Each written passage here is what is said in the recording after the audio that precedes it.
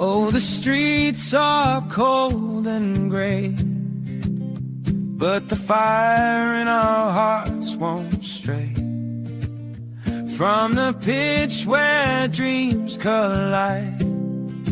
We'll stand together side by side. Oh, when the Spurs go marching in, when the Spurs go marching in, I wanna be there in that number.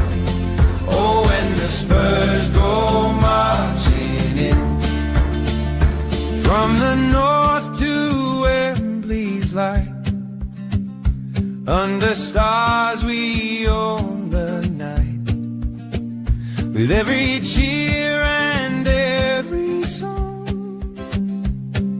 We've been here all along. No one can take this from our soul. We're a part of something whole. Oh, when the Spurs go marching in, when the Spurs go marching in, I wanna be there in that number. Oh, when the Spurs go marching in, we've seen the glory, we felt the pain, through the sunshine, through the rain. Every step is ours to claim. We'll rise again. We'll play the game. Oh, when the Spurs go marching in, when the Spurs go marching in, I wanna be there in that number.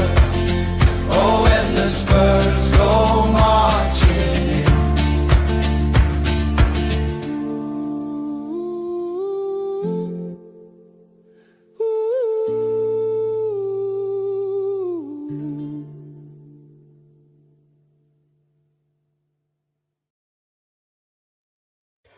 Good evening, this is Project Spurs and we are coming live after Spurs' 2-1 loss to West Ham at the Tottenham Hotspur Stadium.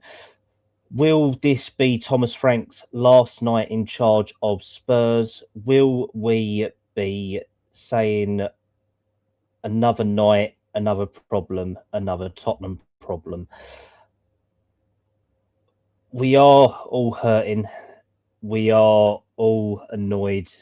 We are all hoping for some brighter times, because at the moment we do not feel that Spurs are what we want to be. And it is one of them tough times that we are hoping to get over. So hopefully tonight will be a therapy session for everyone. This is our match faults. This is our own personal faults, but we are all hurting. So without further ado, I will bring in my glorious panel. Obviously, as you can see, we are not happy, smiling faces, but we will try to dissect this game in an honest, truthful point of view. And we were not at the stadium booing. We probably would have been, though, if we are all there. I mean, some people on the panel have let their hair down. Some people have completely lost their hair from this panel. Some of us have forgot to have a shave, and some of us are just thinking, what actually happened, and would a toaster or a certain serrated object be better for us at this time? But I will introduce my glamorous panel as always, because there is 340 of you watching live, and we haven't even talked about Spurs yet, which is amazing. So thank you for that. But I will bring in my co-hosts for tonight. So I'll come to Si first at Brummy Spurs. How are you, mate? Well, I'm glad to be on here and have a good whinge and a bit of a therapy session after the result today. But apart from that, so fed up and pissed off, mate. To be fair, I can't put it any other way, really. No, I appreciate that, mate. Obviously, we are a conservative swearing platform, but I think there will be some consummate, some very aggressive words from all of us tonight. So I will come to one of the biggest ranters of our group, who has definitely changed his spot over the last couple of weeks, who is no longer looking like Frank out. It's Philip King from Frankfurt Spurs. How you doing, man? Cheers, Carl. Thanks for having me on. As always, glad to be here. And hi, everyone out there. And nice to see you again, Sai, and also Joseph. Yeah, I mean, don't really know what to say anymore. You know, when you kind of have a bad feeling about the game, but then actually you have a positive feeling because it's West Ham at home. You know, we actually signed a player in the week.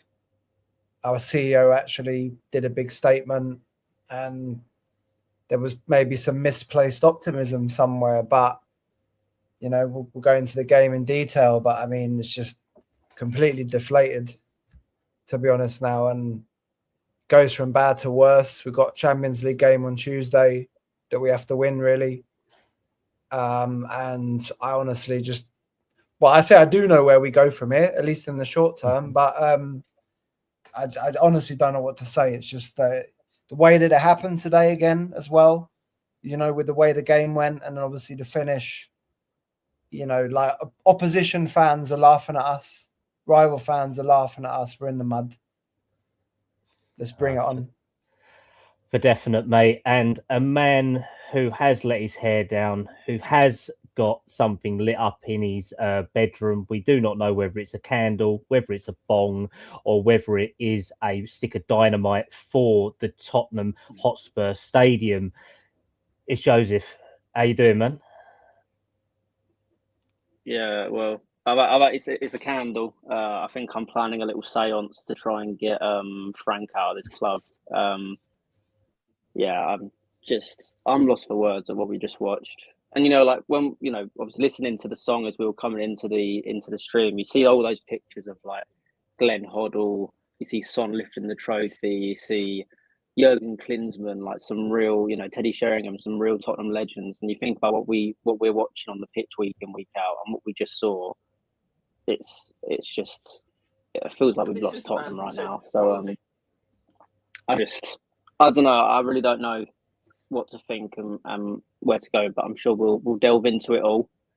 But yeah, I don't even know. I'm literally lost for words. No, I get you. Right, we've got Zookeeper Tom here. He has left his shit shoveling job to support us tonight. He's got to go. Thank you, Tom, for your support as always, mate. So let's do a quick round off. So this week, and like Philip said, we was feeling quite optimistic because we've had Sousa come in and do his medical. We've had Conor Gallagher, who we've hijacked off of, i.e. another apparent top six rival for us in Aston Villa.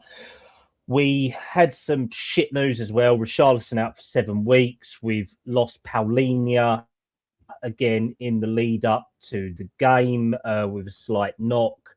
But Dom Solanke and Udogie were coming back in. We then had a statement last night from Vinay Venkatesan saying about the outline, the project, all stuff that I think we was all quite positive on. So, Sai, if I can come to you, obviously Vinay was very good. He's a very good PR publicist, isn't he? Yeah. He talked a good game last night. So what did you take from that? The first thing I took really, Carl, was the timing of it. I mean, if there wasn't going to be what went on before the game change for Tottenham, if that wasn't going to happen, would that have statement come out? I don't think it would have. They've just tried to do it to, calm down everybody and all the fans.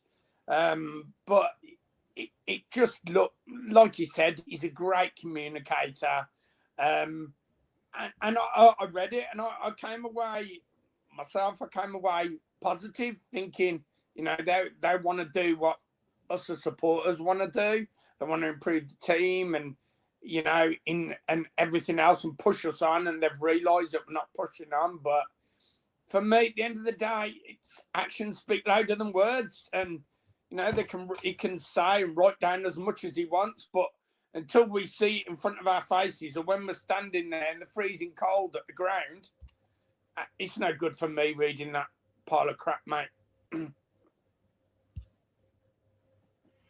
No, that's fair. And Phil, what did you take from the words last night? If I'm being honest, I thought he came across pretty well. You know, like we've kind of always. I know Daniel Levy over the years has kind of also had these kind of updates in the match day programs every now and again, and a very blue moon, once in a blue moon. But like, I thought there was a bit more substance to what Vinay was talking about, you know, and at least he kind of addressed the topics about, you know, there being a disconnect between the club and the fans, you know, and the fact that the squad quality or quality of player isn't probably what it should be, and that we are essentially going to increase the wage level that we're offering to players. So I thought it was actually a good piece, you know, by him. Of course, you know, the fact that there was this protest, the Change for Spurs protest plan for today. You know, we obviously signed Gallagher in the week as well. The timing, although to be fair, probably the fact that it was in the match day program, I imagine they might have planned that a bit in advance. You know, like I don't think they just said, "Oh, you know what, like Vinay, you need to do an interview today," or "I need to do an interview today," right? So it goes in at short notice. But I don't know, the way that we trust the club and the ownership, that's what we kind of do believe sometimes, you know, is a bit reactionary rather than being proactive about it. But, you know, I thought it was actually good for what it was and what the substance of it was. But look, I mean, there's always, you know, the ownership of our club have always been very loud with words. And as we know, actions speak louder than words. And that comes with transfers. That also comes with restructuring the club. The club has already been starting to be restructured, right? With the amount of new hires that we made, like we've pretty much put a new head of into every team over the last 12 months. So there's been a lot of change, but, you know, at least they're kind of doing that. But again, for me, you know, there's more that needs to be done. And look, at the end of the day, they need to get the footballing structure right with a new defender of football, a new director of football or MD CEO, which for me is the key hire moving forward. But now we've got a manager question to answer. And that's probably Vinay's question alone, together with the ownership, what they're going to do now. But no, yeah. For definite. And Joseph, I mean, realistically, Vinay comes across as talking a good game, doesn't he? And realistically, he could be our defender of football at the moment, because that, i.e. idea of football, is very devoid. But he talks very well about progression through the academy, investing in the first team squad. Do you think it all sounds realistic, or do you think it's blowing smoke and up someone's backside and putting up a smoke screen? Yeah, to be honest, Callum, I just don't care. I don't care what he's got to say right now. When the football is as bad as it is on the pitch and there's no improvement of it, after, again, he was involved of getting this manager in, he's been, you know, he's obviously kind of, you know, had some say in transfers in the summer and obviously now in January. I don't care what he's got to say, because all I care about, I'm a Tottenham fan. I'm here to watch Tottenham Football Club, and I'm here to watch them week in, week out play football. I don't care about what you've got to say. You can talk this game, which we've seen in the past numerous times from the ownership and from Levy previously. Never happened. You know, they always said, "Oh, we want to compete on all four fronts. We want to be this. We want to try and win the Champions League." Like, it's just all bullshit to me, to be honest. I don't care what they've got to say, because just go and prove it on the football pitch. Like, prove it to us from what you do in the transfer window, what you do as a club. Like, we've never acted like a big club. We've never, you know, they say they want this, but they've never acted like it. So, you know, when it happens, fair enough. That's what you should be acting like. Sitting there telling me in a program that you're going to do it, that you probably have to pay about 10 quid for. I don't care. I really don't care. So I agree with you, Joseph. I'm really fed up. Like, I remember last week when we were here for the Villa game, you know, we were all having a laugh, you know, it was kind of all banter. The week before, again, having a laugh. I'm just so pissed off. I'm so pissed off. And I can see it on all of your faces as well. We're all just fuming. It's one of the, like, I'm usually someone who can be quite calm and keep a calm head. I'm so angry at what we're watching. And it's just, I genuinely thought. Feels like we're burnt out now. Yeah, genuinely. I said it last week. I said, if he loses this game, he has to get sacked no matter what. And the reason I said that, one of the reasons, because I didn't think it was a chance we were going to lose this. West Ham have been that shit this season that I thought, we'll be fine. We can get over the line. We can get a win in this game. They haven't won since November 11th against Burnley. Like, genuinely, that's what I mean. Saying that, I mean, I obviously did believe it. I would have wanted him gone. I wanted him gone before this game anyway. But I said if he loses this game, he has to get sacked. But I genuinely thought we were going into this game going, there's no chance we lose this at home to West Ham. There's no chance. But we did, and we fully deserved to. So the quality of that team today. Sorry to interrupt, but the quality of that team today is just so much better than what West Ham have got. Yeah. You know, regardless of how we've been playing under Frank or whatever, regardless. So that's what I want to come on to. So obviously, when we first saw the lineup, no worries. Can I just say something just once more regarding Vinay's words, what he wrote? And I was agreeing with what Josie said there. At the end of the day, us as fans don't care that don't care about the infrastructure of the club. Realistically, we don't care who's coming into the board, who's going out of the board.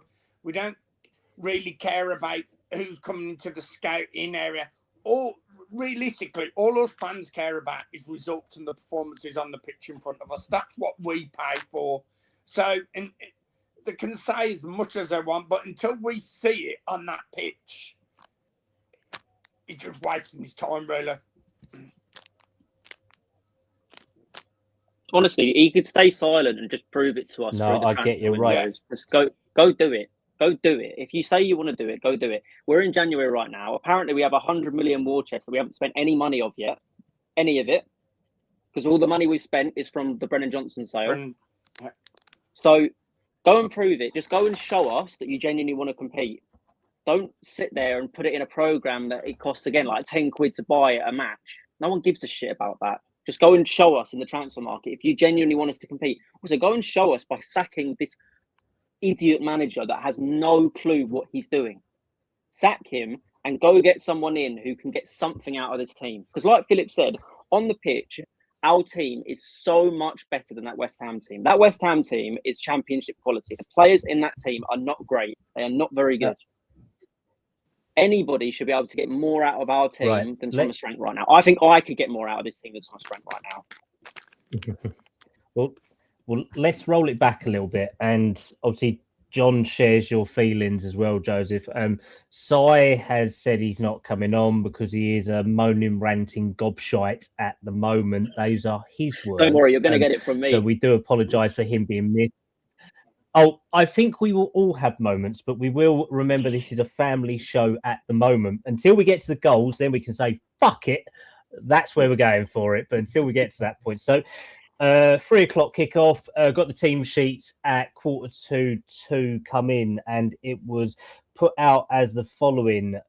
Guglielmo Vicario in goal with Ben Davies, Mickey van der Ven, Romero and at centre back, and Pedro Porro at right back, Conor Gallagher and Archie Gray in the middle, with Wilson Odobert and Matthias Tell on the left hand side and right hand side respectively, with Xavi Simons and Kolo Muani leading the line. Sai, I'm going to come back to you because I know Joseph wants to probably rip my head off a spit in the hole at the moment on this lineup. So I know you might have a little bit more composure. What was your thoughts in the lead up to the game for this lineup being produced? After I'd heard Polina had got a slight knock and was missing the game, the lineup was what I expected, although I had hoped maybe Solanke would have been able to start instead of Moane. But unfortunately, that didn't happen. But I was a lot happier to see a left-footed player at left back instead of Jed Spence. More about him later. But yeah, I mean, the one thing I feel for Frank is he's working with basically the bare bones now. There's no creativity really in that team. So I do feel for him in that way, but yet you still have to work with the tools you're given. And against that West Ham team, we should have still got a result with the players that were out on that pitch. So, you know, it is what it is, Carl, at the end of the day, isn't it? He can only work with what he's got, and that was the strongest team possible, I think. No, exactly. And Phil, I'm going to come to you. Obviously, the bench that we named was Dragusin, Danso, Basuma, Udogi, Bergvall, Solanke, Jed Spence, Kinski, and Scarlett. So we obviously had returns for Dragusin, Basuma, Udogi, Bergvall, and Solanke, with Udogi and Solanke returning for a second match squad in a row. Did you think that was a good balanced bench in regards to that, or do you think some of them should have started ultimately in the game? I honestly, I was okay with the starting 11 overall and the bench. Like when it was announced, I thought it was probably the best team that we could, or that he could probably put out.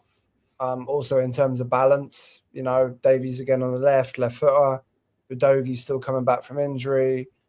The midfielder Gallagher and Archie Gray was realistically going to be the starting midfield. I wanted Tell to play. I wanted Odobert to play. Probably the only one I would, and Xavi obviously, the one I would have said would be, well, is Solanke fit to maybe start the game over Moani?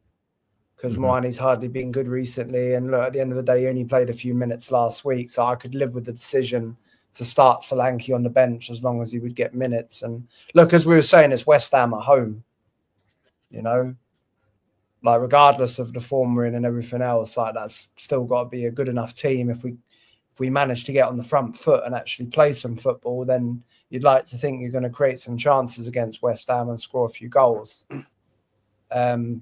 You know, Udogi again, maybe he could have started if these guys are fit to be on the bench. They're probably fit enough to start, you know, realistically. But look, it was okay for me. It was okay for me. I predicted that Basuma would get minutes, by the way. I know we'll talk about him probably as well at some point, but yeah, I was okay with it, to be honest. Phil, would you rather have him start? I'd have probably rather have him started with Solanke and Udogi and then bring them off if we're ahead later on in the game instead of just leaving them on the bench. Maybe. To be fair, though, they have been out for a while. They've been out, and I think they're still always. I mean, look at our injury record anyway. Right, I'd kind of be worried that they start the game and then they just pull up with a recurrence or something, you know, because they get stuck in at the beginning. I mean, nowadays, anyways, like we seem to always play a stinker of a first half, like a complete stinker. Two different teams. Yeah, but I mean, look, I mean, I don't know what else to say, to be honest. I'm not going to say anything else. Well, I mean, like again, like at the end of the day, right? You know, Phil's speechless for one.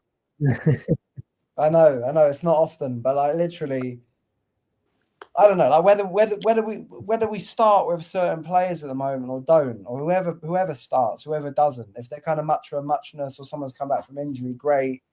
You know, if Decky was on the bench, if Madders was on the bench, I don't know, maybe Madders would make a difference.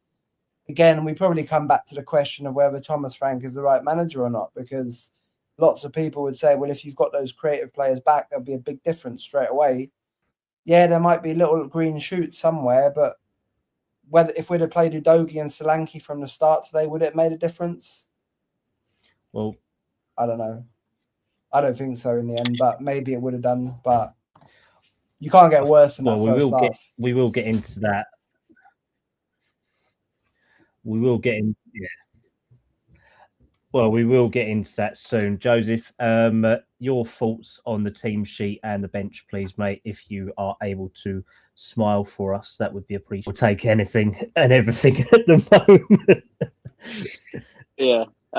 No, to be fair, I agree with the lads. Like, I didn't mind the lineup. You know, I think from what he had available to him, I don't think there was much more he could have really put out there. I think you're right in the sense that it would have been nice to see Solanke start. But obviously, him coming back from such a serious long-term injury, I don't blame him for being on the bench. It's a shame just because our attack is so weak at the moment. We're not getting anything from Kolo Muani, and obviously Richarlison's now got injured. You're now putting even more pressure on Solanke being fit and ready to go. But he obviously clearly can't play 90 minutes. I don't think he's ready for that, and he's not fit enough for it. So, yeah, I think the lineup was probably what I expected. It's a shame because I don't think Conor Gallagher and Archie Gray was going to work in midfield, and it didn't. But unfortunately, because of the injury to Paulinho and the other players that are kind of, out and missing, we couldn't really go with much else. Especially, I was even surprised to see Basuma on the bench. I know, obviously, he ends up coming on and he's probably actually one of the players that didn't play too bad in that second half. But it's still, it felt like a player that is just completely, it felt like his Tottenham career had finished. So I didn't even really consider him starting for Tottenham. But yeah, it's the lineup. When I saw it, I looked and I thought that's good enough to beat West Ham. The player for player, I think our team is better than them, even with the age profile of some of the players we have on the pitch there. So yeah, I wasn't unhappy with the lineup. No, that's fair. Right, let's get into the game then. So it could only be Spurs if we get our brand shiny new signing, gets announced, everything perfect, and then within 2 to 3 minutes, he had concussion protocol looming over him. So, Phil, how does this sum it up when we get a nice new shiny toy and he hasn't had an injury in 298 games that he's played, and then within the first couple of minutes playing for Spurs, gets a knock of the head and could have gone off for 2 weeks and won't have access to him? You literally can't make it up, can you? Really, it's so bad or so typical that it's like a parody or something. It's like a comedy series, like an alternative reality or something. I actually missed the first. I missed the first 5 or 10 minutes. So I missed the West Ham goal, and I missed that incident. But I was following it on my phone in the supermarket. It literally happened about 20 seconds into the game. I think they both went up for it, and they both, clash heads kind of thing. And yeah, I had like 28 or 30 Twitter messages come in and WhatsApps and stuff, and based on what was being written, it was like he's coming off. Yeah, and it was like, he's gonna miss his first games in his career. You can't make it up. Luckily, he was okay in the end. Although who knows, maybe he's got like some delay. I hope he hasn't, obviously, but it wouldn't surprise if he's got some kind of delayed concussion or something, right, which keeps him out of the next game. He can't play against Dortmund anyway, can he? So I guess it's Burnley next for him, hopefully. But you can't make these things up. I don't want to be too negative about it because obviously we're all in a negative mindset, but it's just like nothing surprises anymore with this club. And those kind of things just go on top, don't they? It's like it's comedian, it's comedy somehow. Well, exactly. Si, you've probably been supporting Spurs longer than all of us, mate, and realistically, have you seen the comedy as much as that first 2-3 minutes? As ironic as that is to get new signing and it nearly falls down and we'd end up having to buy another midfielder just to cover for 15 days for a 2-week concussion protocol. If it could have happened to any team, it would have been us, wouldn't it? It's as if someone's writing it in the background for a sitcom or something like that, because it is just ridiculous. What we're watching at the moment I would relate to the 90s when it was really dismal as well. To me, it is that bad. The football is that bad. I mean, I've supported Spurs since 1986, 85, when I was about 10. Yeah, this is one of the worst times. I've got to say, to go from the high of a few years, even the high of last season. I mean, I know the league form wasn't great, but to come away from that high of winning the Europa League and thinking, right, great, and then just to suddenly go to this, it's just like a roller coaster. We've been on the top, now we're coming down, and eventually you're thinking we're going to come back up, but it doesn't look like it at the moment. I actually am, well, when I say making, I haven't been to the last few home games. I've got a season ticket. It costs me money to get down there, money for the day. And I just hate going to watch them at the moment. The football's terrible. It's just, yeah. I haven't got the words, and I can't. I'm speechless because I just think there's a point now, and he has to go. Basically, he has to go.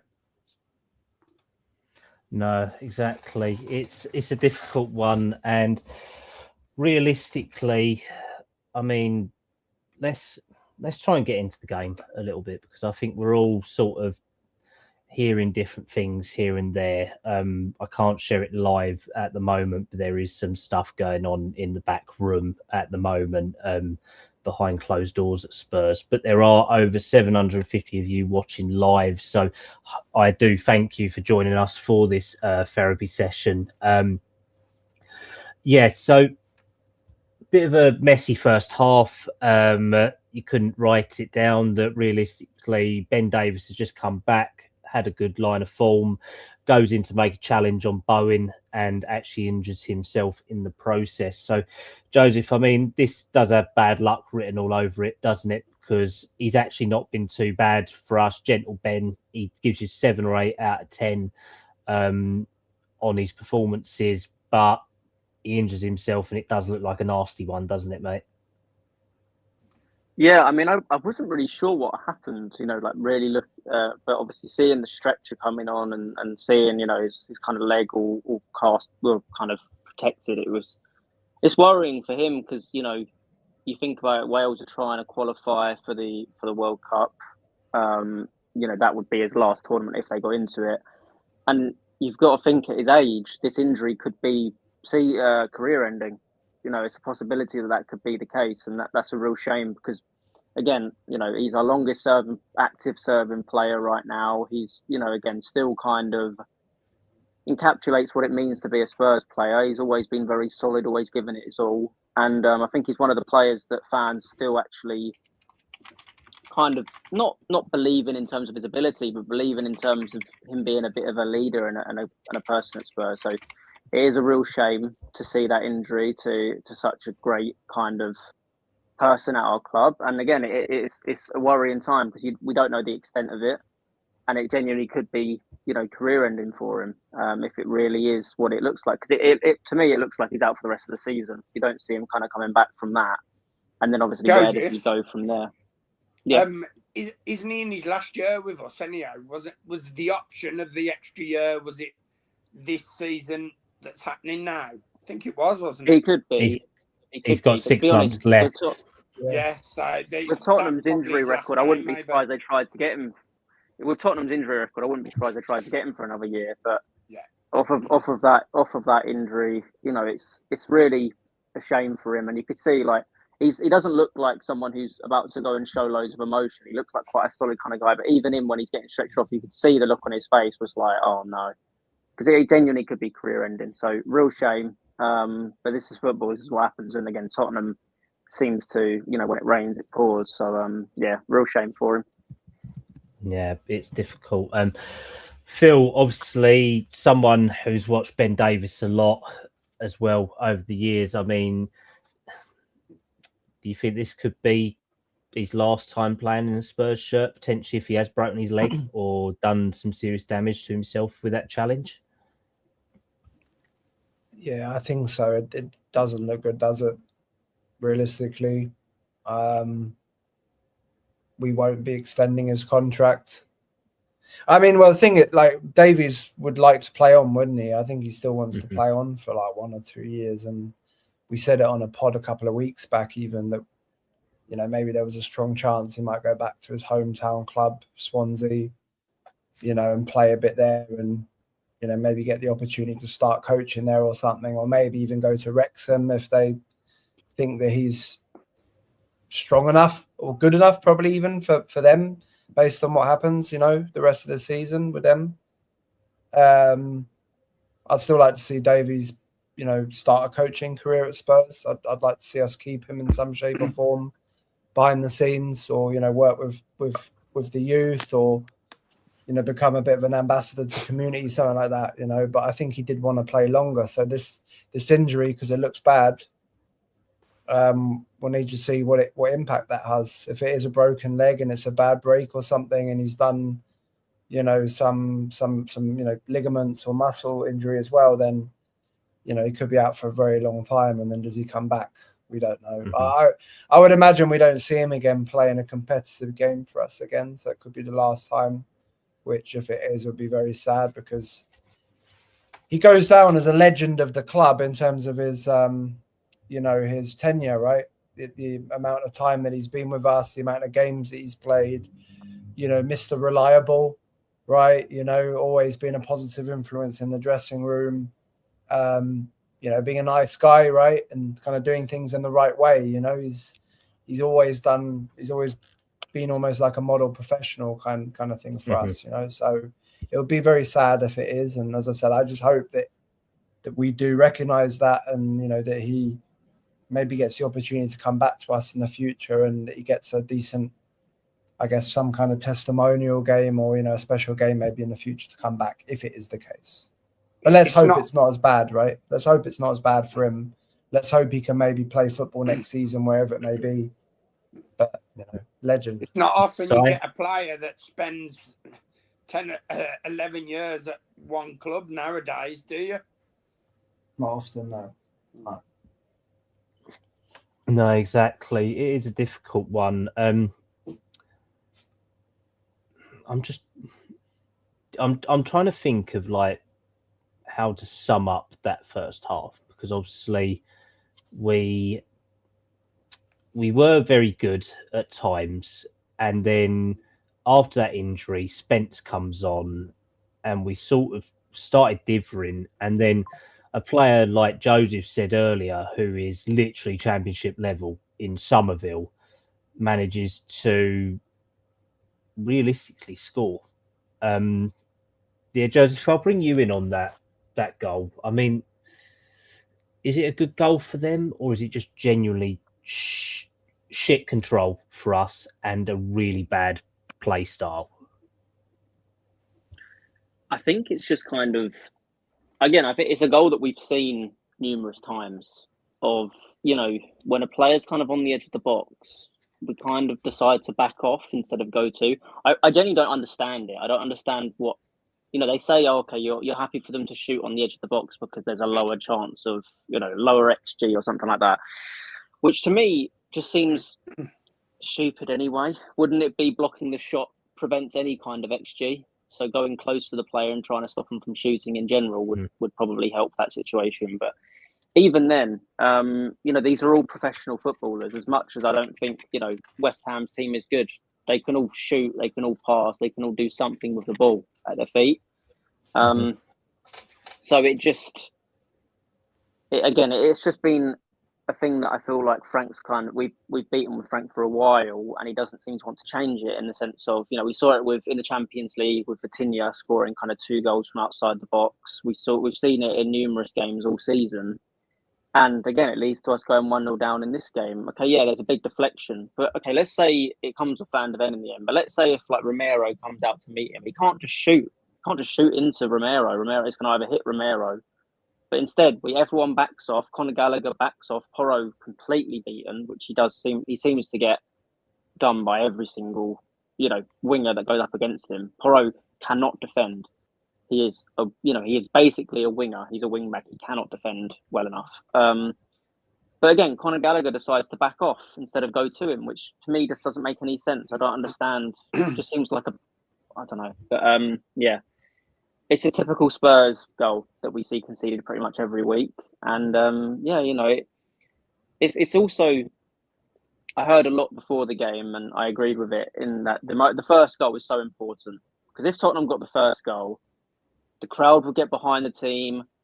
Hopefully that would inspire them, put a bit of energy into them, and maybe they can kick on. And we know how quickly West Ham can crumble. We've seen it in so many games. We saw it obviously when we played them at the London Stadium earlier on in the season.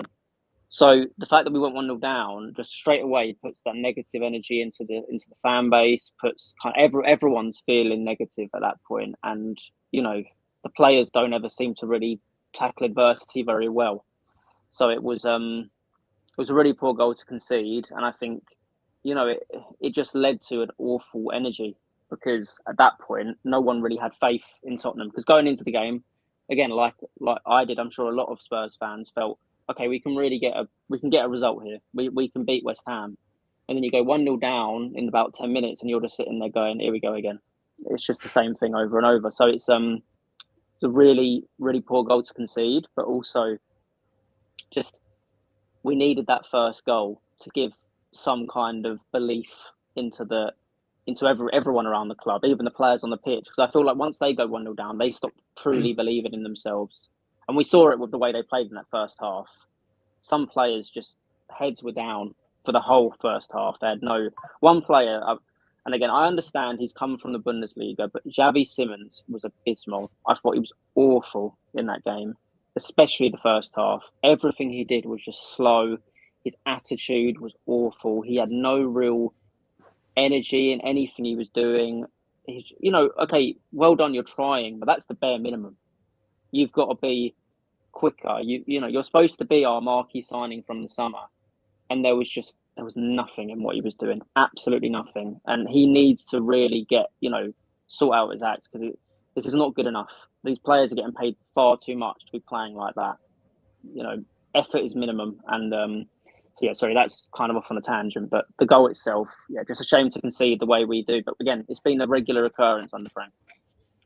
No, that's fair. And so I need some calming words from you, mate, because I think all three of us, from top left to bottom left to right hand side, are feeling shit. You seem to be the calming voice among us at the moment.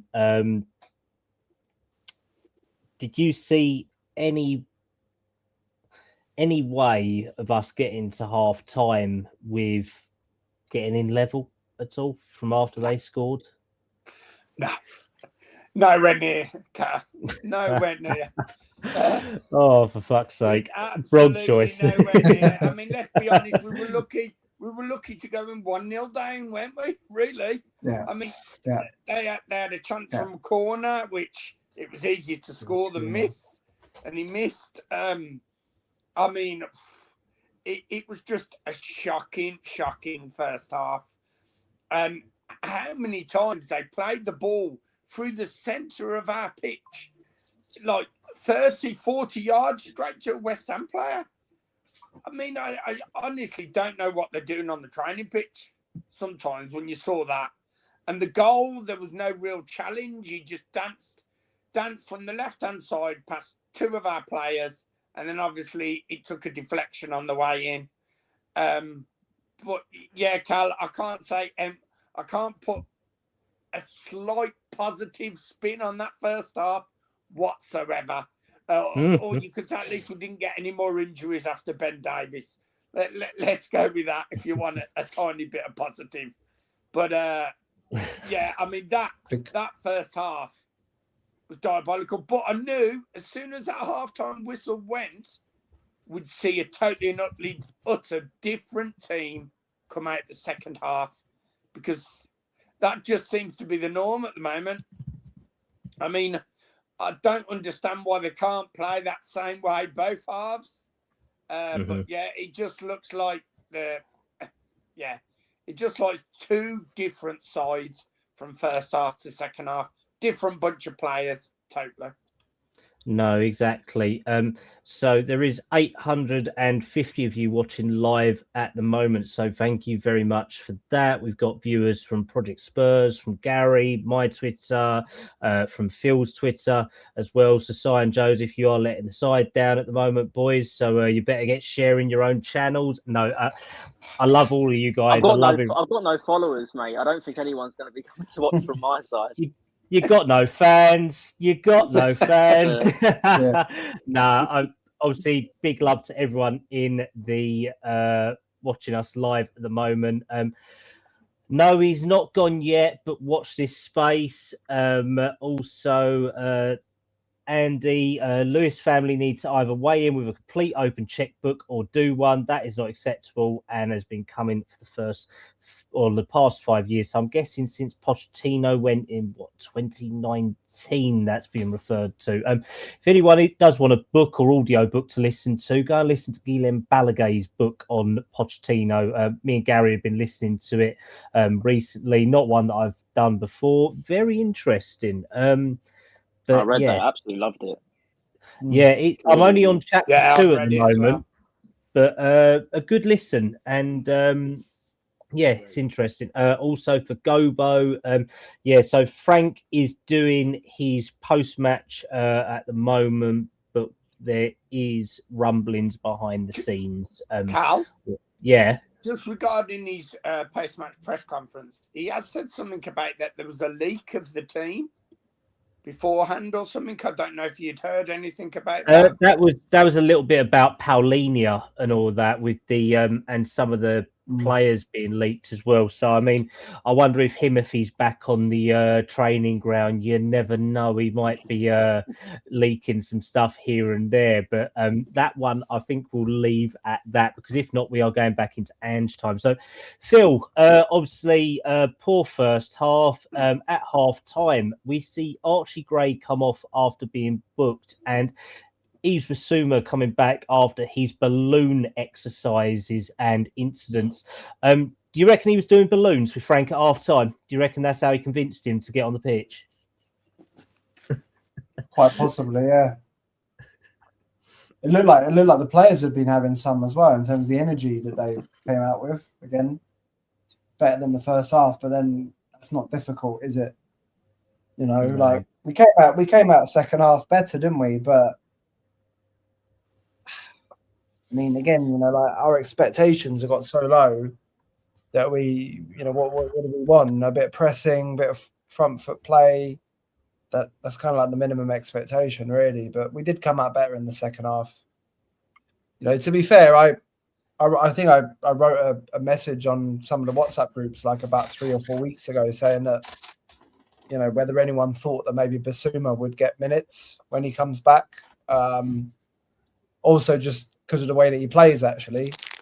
I could say what you want about him, but at least he kind of gets on the ball. You know, he's probably flattered to deceive, hasn't he? He's not hit the levels that we all hope when he joined Spurs, but he's probably one of the few players that we have who can actually kind of keep the ball and, you know, like can, you know, spin and do things. And if he's actually on form, can theoretically run past players or like get a yard of space and stuff. And thought he actually played really well second half, Bissouma.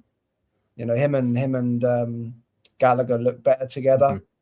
Joseph said it anyways, right? That, you know, Joseph didn't think that Archie and Connor would kind of fit that well together. And, you know, I think he was right, actually, in the end. You know, Bissouma and Gallagher was a much better fit balance-wise.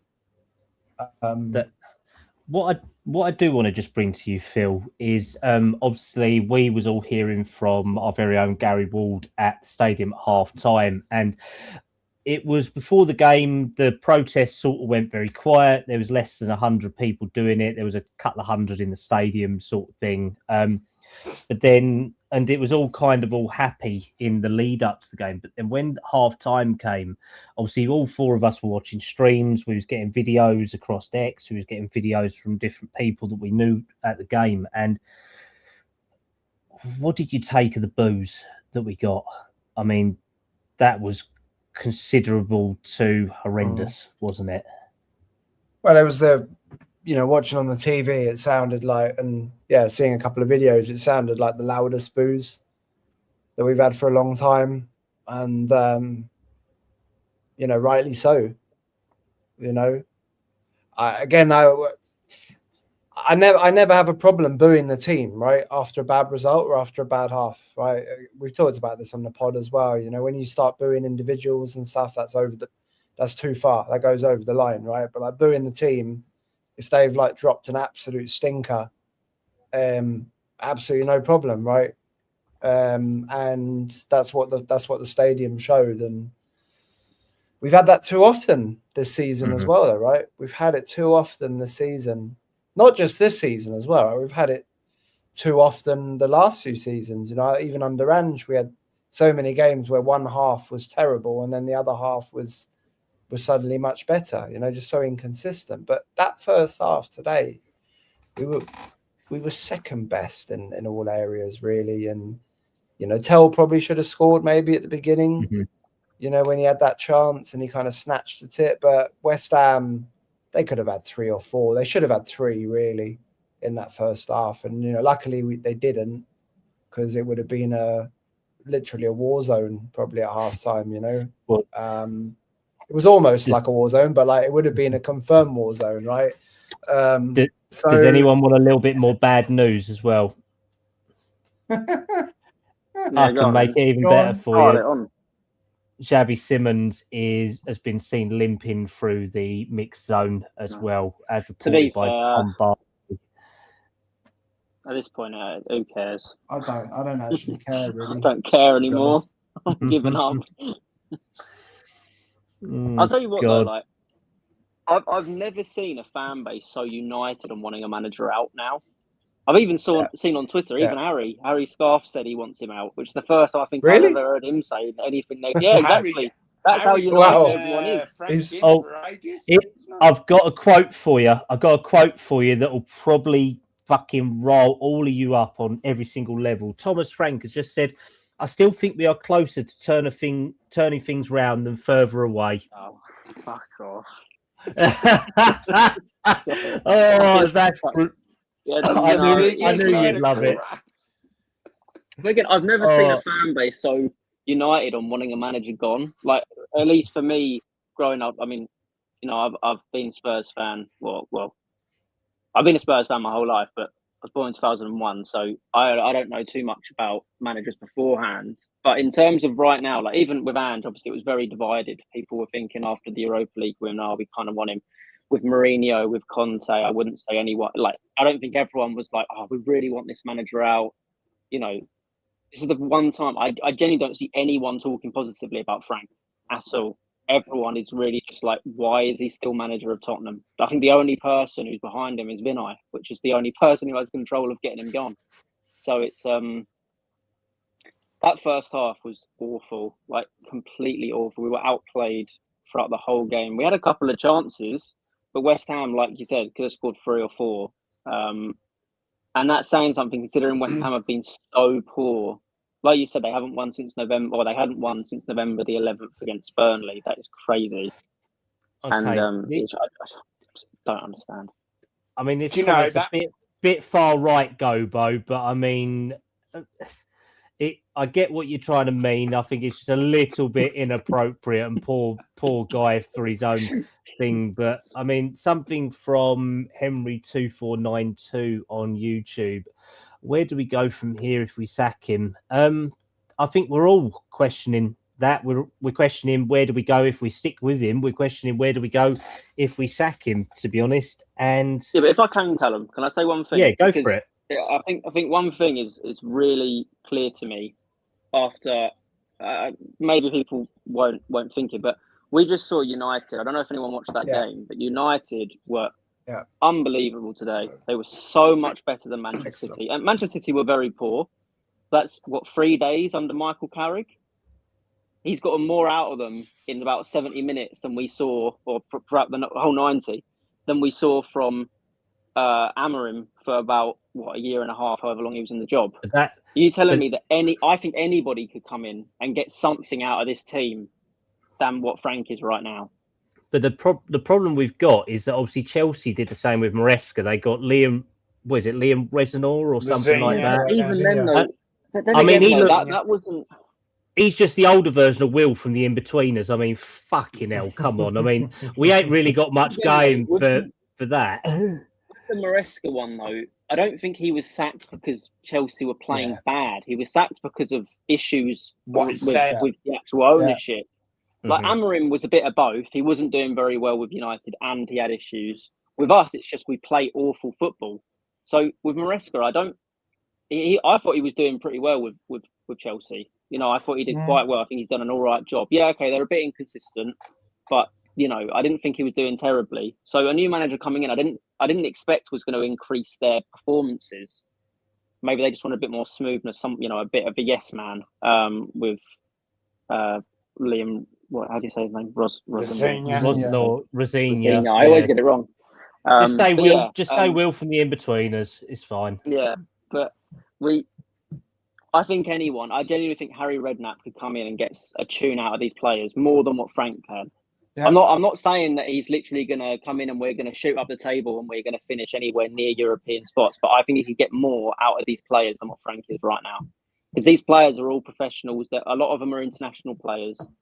These are all, again, the team. Our 11 on the pitch was better than the 11 on the pitch for West Ham. There's no reason why we shouldn't be winning this game. But it's that, for me, it's got to be down to Frank. Most of it has got to be down to him. Obviously, again, we've had wider conversations about the playing squad, that it's not good enough. And we know that.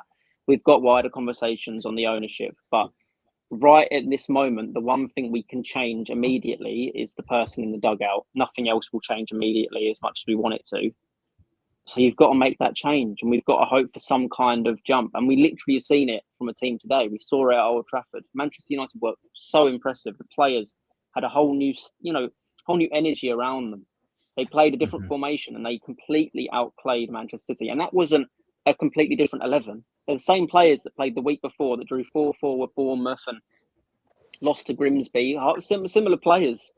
But you can get a massive performance out of them. And right now, Frank is not getting a performance out of these players. He's not getting anything from any of them.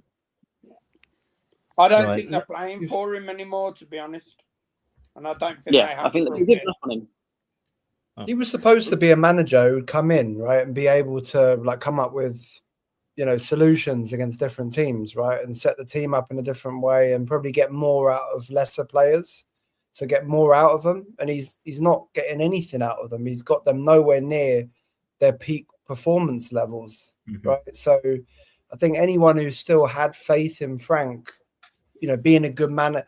Look, I mean, maybe whether he's a good manager or not, I don't know if we can answer that question. I mean, it's probably fair to say that at the end of the day, he proved himself at Brentford, right, over X amount of years in the Premier League. He must be a good manager in some shape or form, but is the fit just wrong, like for him at Spurs, in terms of what tactically, what he believes was the right way to play football, how he coaches players, how he, from a statistics perspective, probably goes into detail with the players. I just still think that from what I can see, he's too complicated. I think the players don't understand still what he wants from them. Like, they just don't understand what they want to do with the tactics and everything, and he mixes it up too much. And the players are now in the kind of this kind of state that they're blocked. It just looks like they don't know how to play football, and as Sai said, or Joseph, I can't remember, or whoever, right? If we had someone like Harry Redknapp coming in, he hasn't managed for how many years? And he's well in his 70s, isn't he now? But if he came on that training ground on Monday, 2 days before Dortmund, he would just get every single player, put an arm around them and say, hey, you're better than this. He makes players feel on top of the world. Right? Sorry to interrupt, Phil. You're good, exactly. Doesn't he? Go out there and have fun. Go out there and play football. But this is the thing, though. We've seen, Frank is clearly not a Tottenham manager in the sense of, again, our whole motto is to dare is to do. I've mentioned this so many times on the podcast, but Frank comes in and he's scared. Every time we play, he is scared of our opponents. He's scared of what they're going to do to us. And that never used to be Tottenham. Under Pochettino, even under Ange, we just went, we don't care what you're going to do to us. We're going to play our game. And Frank is the antithesis of that. He is the most kind of sit back. Oh, we've got to be careful. We've got to be careful of what they can do.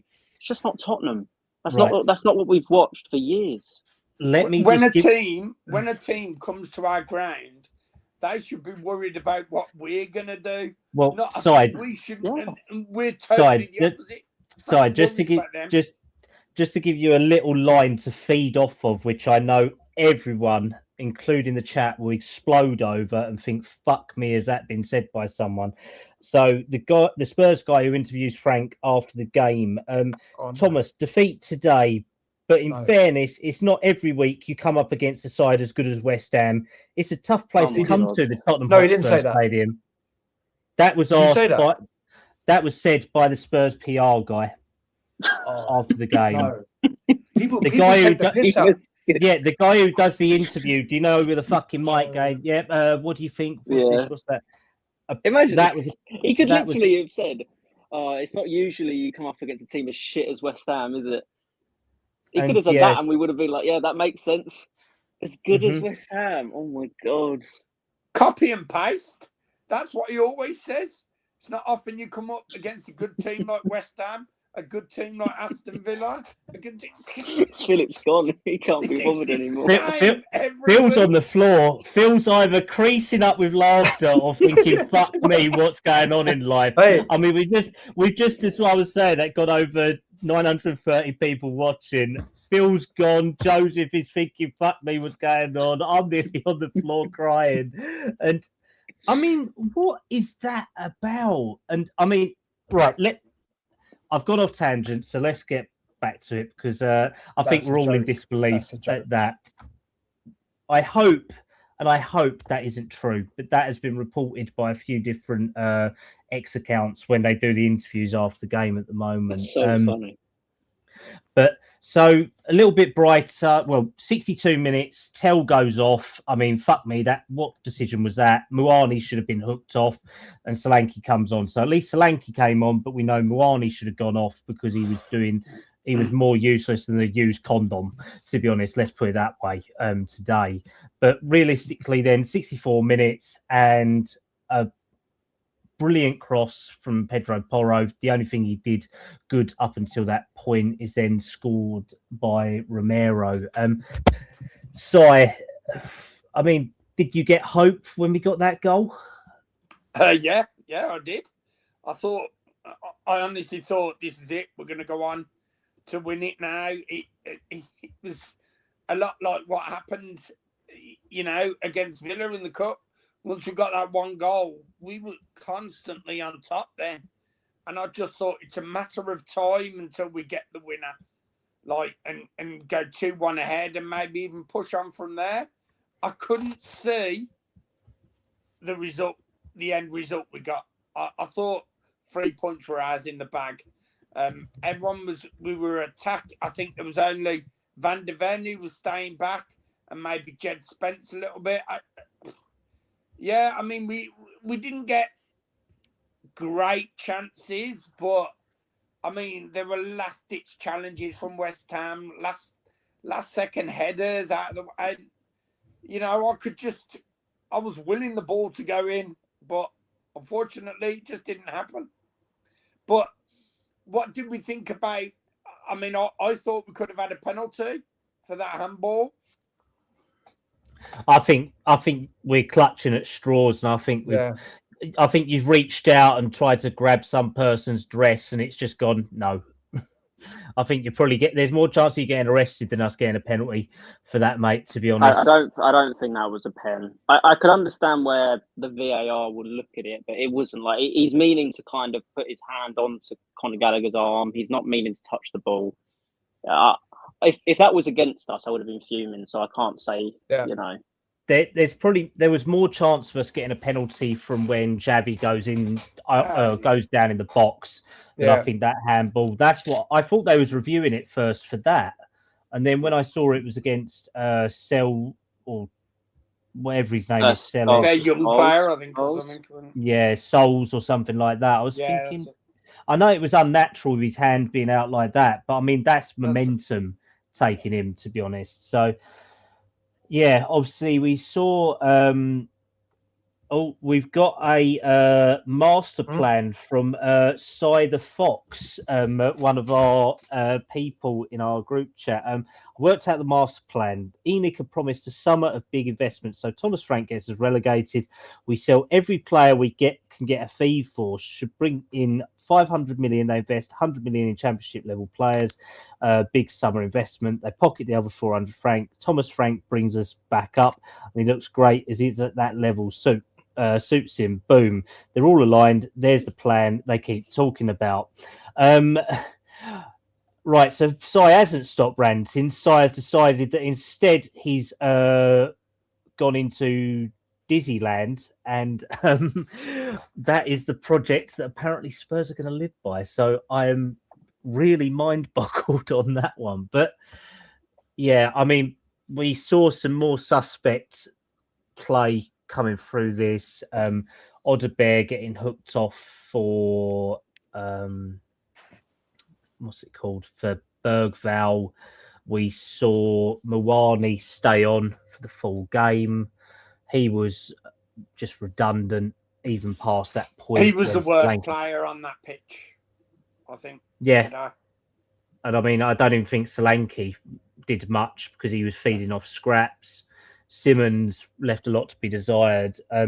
But we did hammer them, and we did have a lot of effects going into the last sort of 90, didn't we?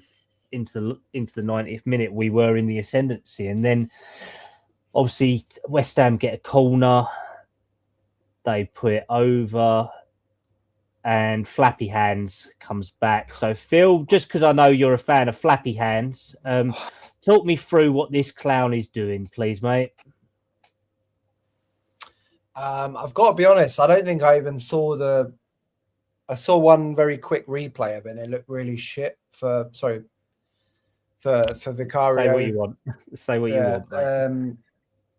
It didn't look good for Vicario, and I wanted to see another replay of it, and I didn't get the chance, and then I was just too angry. But it's no surprise. You know, I assume he was kind of blocked off a bit, or they went into him. He's nowhere near the ball. I don't know. Like he's so look. We've talked about Vicario so many times this season on pods and in WhatsApp chats and online and face to face. And I still, for the life of me, don't understand why he gets game after game. You know, like Kinski should have got a chance before this, even if it was in the cup or in one of the games or just like 2 games here.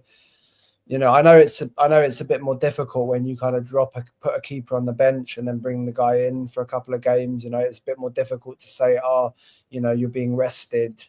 You know, keepers are quite competitive and all that. But I honestly think that Frank has messed up a bit around Vicario, you know, over the last couple of months. Like he should have been on the bench at some point, even if it is to just take a couple of games out. Give Kinski a chance to get some game time. As it is, was it about probably even a month ago or 6 weeks ago, where beginning of December maybe, where there was a stat going around where Vicario was clearly the number 1 keeper in the league with regards to direct either errors or incidents leading to a goal, and that was 6 weeks ago, and that's probably that's clearly increased now. It's just not good enough. It's just not good enough. And he's supposed to be like one of the senior leaders on the team. I don't know if he was like shouting at the other players again because, you know, he likes to have a rant at someone afterwards to blame them. Yeah, always passes the blame. You know, he's not good enough to be. He's a good solid. I can't even say he's a good solid keeper, can I? He's a good keeper overall, right? Somewhere, you know. But like he came straight out of a mid-table Serie A team after only getting promoted from the second division or something the season before. He's made it up to play for Italy and stuff, so he's obviously a good enough keeper in some shape or form, but he's not consistent enough. He hasn't worked on his shortcomings. We thought beginning of the season, do you remember? We discussed this earlier on at the beginning of the season that with Frank coming in, that, with him bringing a really good goalkeeping coach who was highly rated as well. Yeah, Otter. Exactly. That he would be able to work on his shortcomings which is clearly distribution and his, managing and controlling and communication Commanding of the his box, area. commanding exactly. And let's be frank, he hasn't. So it is how it is. We know that the club's been looking at other keeping options. I can't see him anymore. Like his distribution as well. Today he was so slow. He could have just, I don't know. Move on to someone else, Cal, please. What must Kinski be thinking, sitting there on that bench, game after game, watching Vicario? You know what I mean? Not only is Vicario, we'll end up losing Kinski as well. He'll go because he surely needs to get a game now. Surely. My last point on the matter is, and I know some fans don't have the best kind of view or opinion on Kinski because, on occasion he had a couple of games where he didn't look that great on shot stopping last season, but he obviously came into a failing defense, in the middle of Ange ball, not really working properly at that point, right? The defense was changing every game in front of him when he played. His debut was at Liverpool. The last thing I'll just say to Kinski is a very good mate of mine has lived in Prague for the last 10 years, a British guy from my hometown in Berkshire. He's involved in his club. Is it Slavia or the other one? I can't remember which one it is. There's Slavia Prague and then Sparta, yeah. So one of his kids actually plays for that team. He's involved in youth coaching there. He's pretty well connected actually in the FA there as well. Basically, the Czech fans, they see Kinski as the biggest talent in Czech football as a keeper since Peter Cech. And there is fans there that will say, obviously, you can't, it's a very hard, it's a very high bar, isn't it, to say you're going to be as good as Peter Cech? Obviously, he probably won't be. But there's a lot of fans there that put him up as potentially being somewhere close to Peter Cech in terms of talent. So he's clearly a very good keeper. We did beat off a lot of competition for him, and he's not even played, So I don't know. Yeah, it's a tough one, and obviously we end the game. We've heard what we've got and what we don't have. It's where do we? Are you hearing any more rumors, Cal, flying in? Fuck all, mate. To be honest, I'm like you guys. I'm dejected, and I mean we've just gone over 1,000 of you watching now, so I thank you for joining us where we are all feeling down and everything like that. But it is the game really just sums up, what we've been this season in general. Injury issues in the first half, conceding silly goals in the first half, playing awfully. Then the second half, again, we did dominate the game. Second half, we were complete control. We still couldn't score very many other than the one, but because our attack is so, just has no idea what they're doing half the time. They can't seem to really get anything going. And West Ham were solid defensively. They were just putting everybody in front of, behind the ball and just waiting to try and block the ball and get a clearance. And it takes one moment, one mistake from Vicario, and we lose the game. But it's just one game too many now. Like it just keeps on happening. It's the same thing over and over, and it never seems to change. The fact that we keep on having this one half we play well and one half we don't. Like Frank seems to come out after the game and always say it, and it's like, but why does it keep happening then? Yeah. Like you keep on saying it's a problem. Why does it keep on happening? What is going on? Why is this happening? Why are we playing so terribly in the first half where West Ham could have scored 3 goals, and the second half completely dominate them and should be winning the game? It doesn't make any sense. This is a common thing now, but nothing's changing. And it's just another game where it goes by and we lose. And again, I know people, a lot of us are all going to sit here and go, yeah, okay, Tottenham Hotspur, we're not going to get relegated. It's 10 points to West Ham right now. But we're going to have tougher games coming up. We actually had quite a good run of games to play recently, like that we should have been getting points from. Mm-hmm. And we haven't got points from them. And soon, I think after Burnley, we've got Manchester City, then we've got United, then we've got Newcastle, we've got Arsenal, we've got Liverpool. And we're going to Champions lose League all of games, those games. Exactly. Well, the Champions League, I'm not even bothered about because let's be honest, we're not going to go anywhere far in that tournament. So even if we get through this round or go into the qualifying round, the team isn't good enough to win the Champions League, nowhere near it. So I'm just concerned about the Premier League again. And again, last year, all of us were sitting there going, Tottenham aren't this team. They shouldn't be 17th. And eventually, because of how poor the teams were below us, we were fine. And maybe we'll be lucky in that sense again. But again, maybe we are this poor. Like maybe we genuinely are. Because we finished 17th last year and we're now sitting in 14th, 15th place.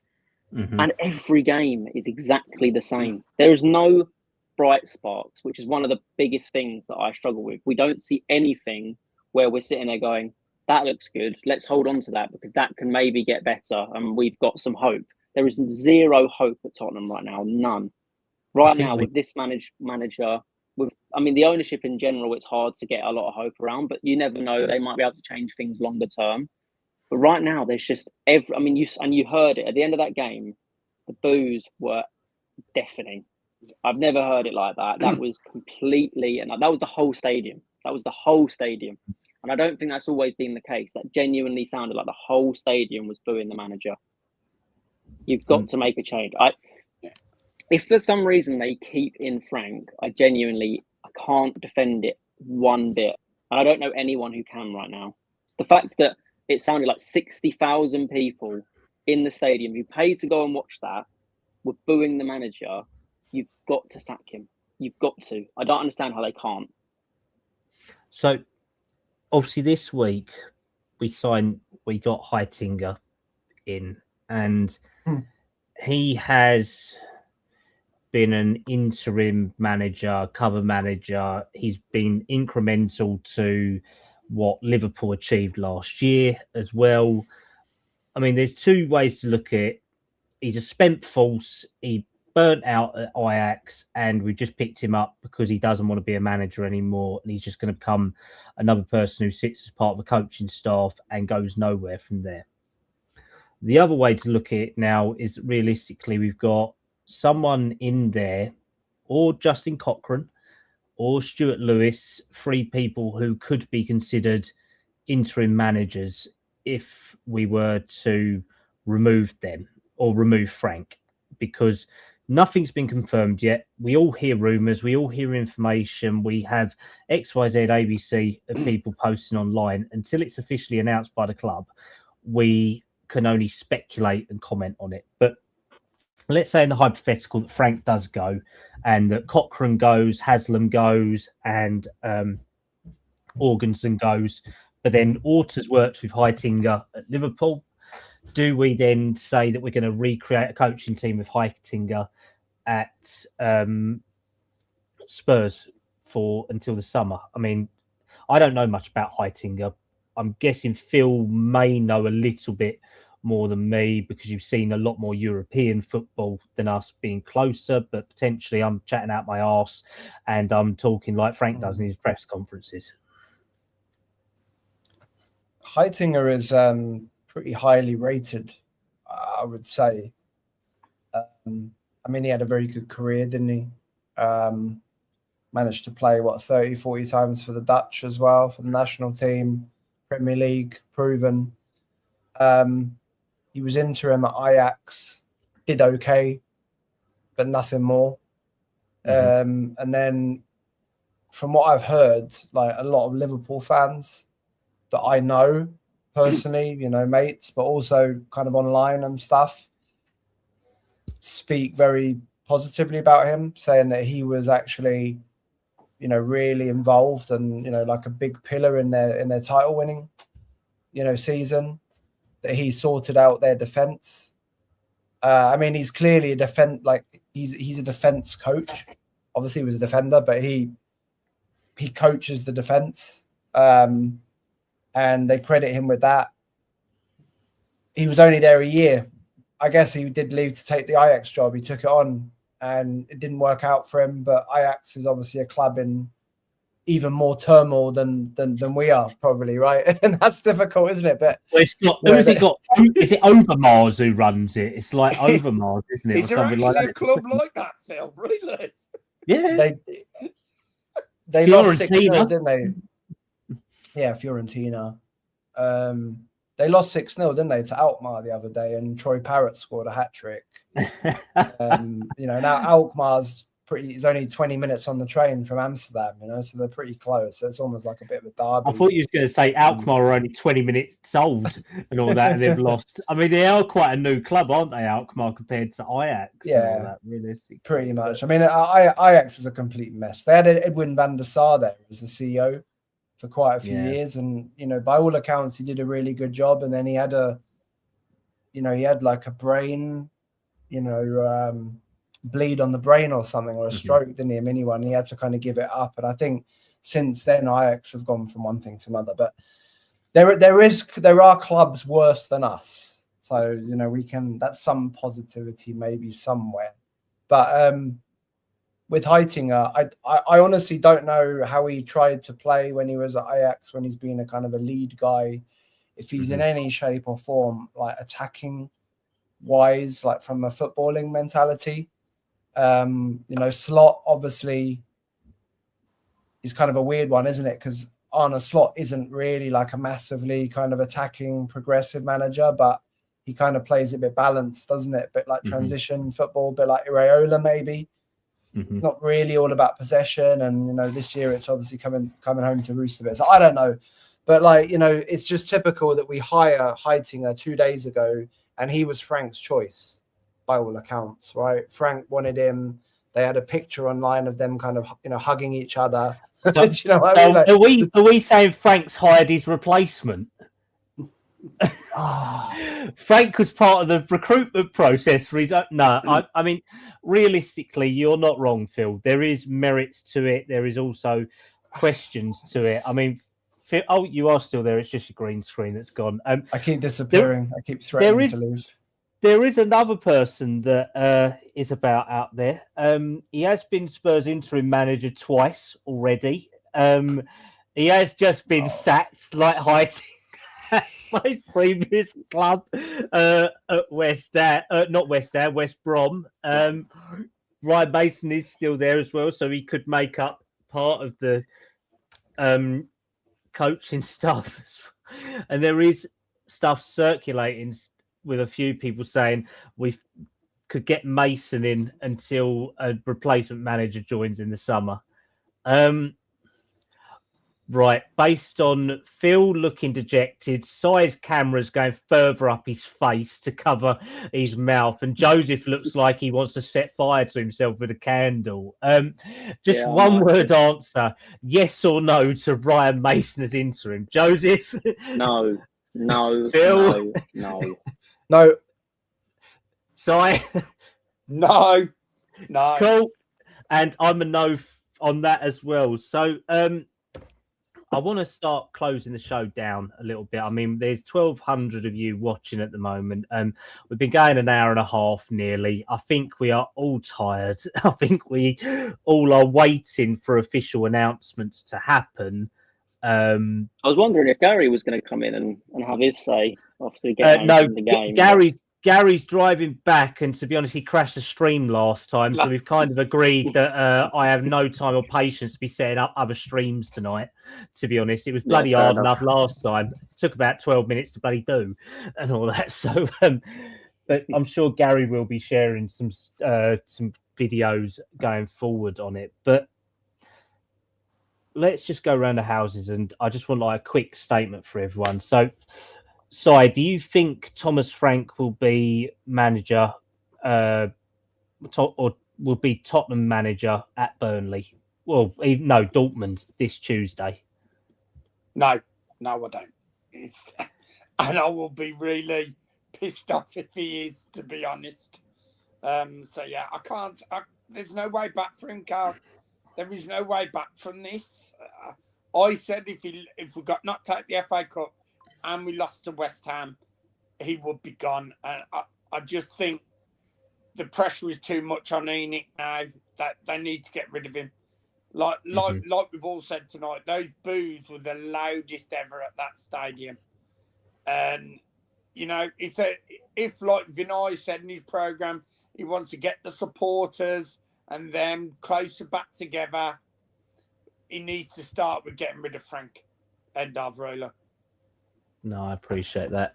And Phil, unfortunately, I believe you are travelling over to England for the game on Tuesday. Gary, unfortunately, secured you a ticket. I'm sure there is still ways to refund that on the ticket exchange. If not, just don't disappear, shred your passport, set fire to the plane, and don't put yourself through it. But the same question for you. Do you think Thomas Frank will be the Spurs manager against Dortmund on Tuesday?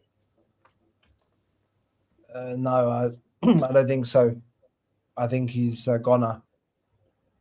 I think it's untenable from here. I think the board, Vinay, whoever, I don't think they can justify keeping him on after that and after the performances we've had recently.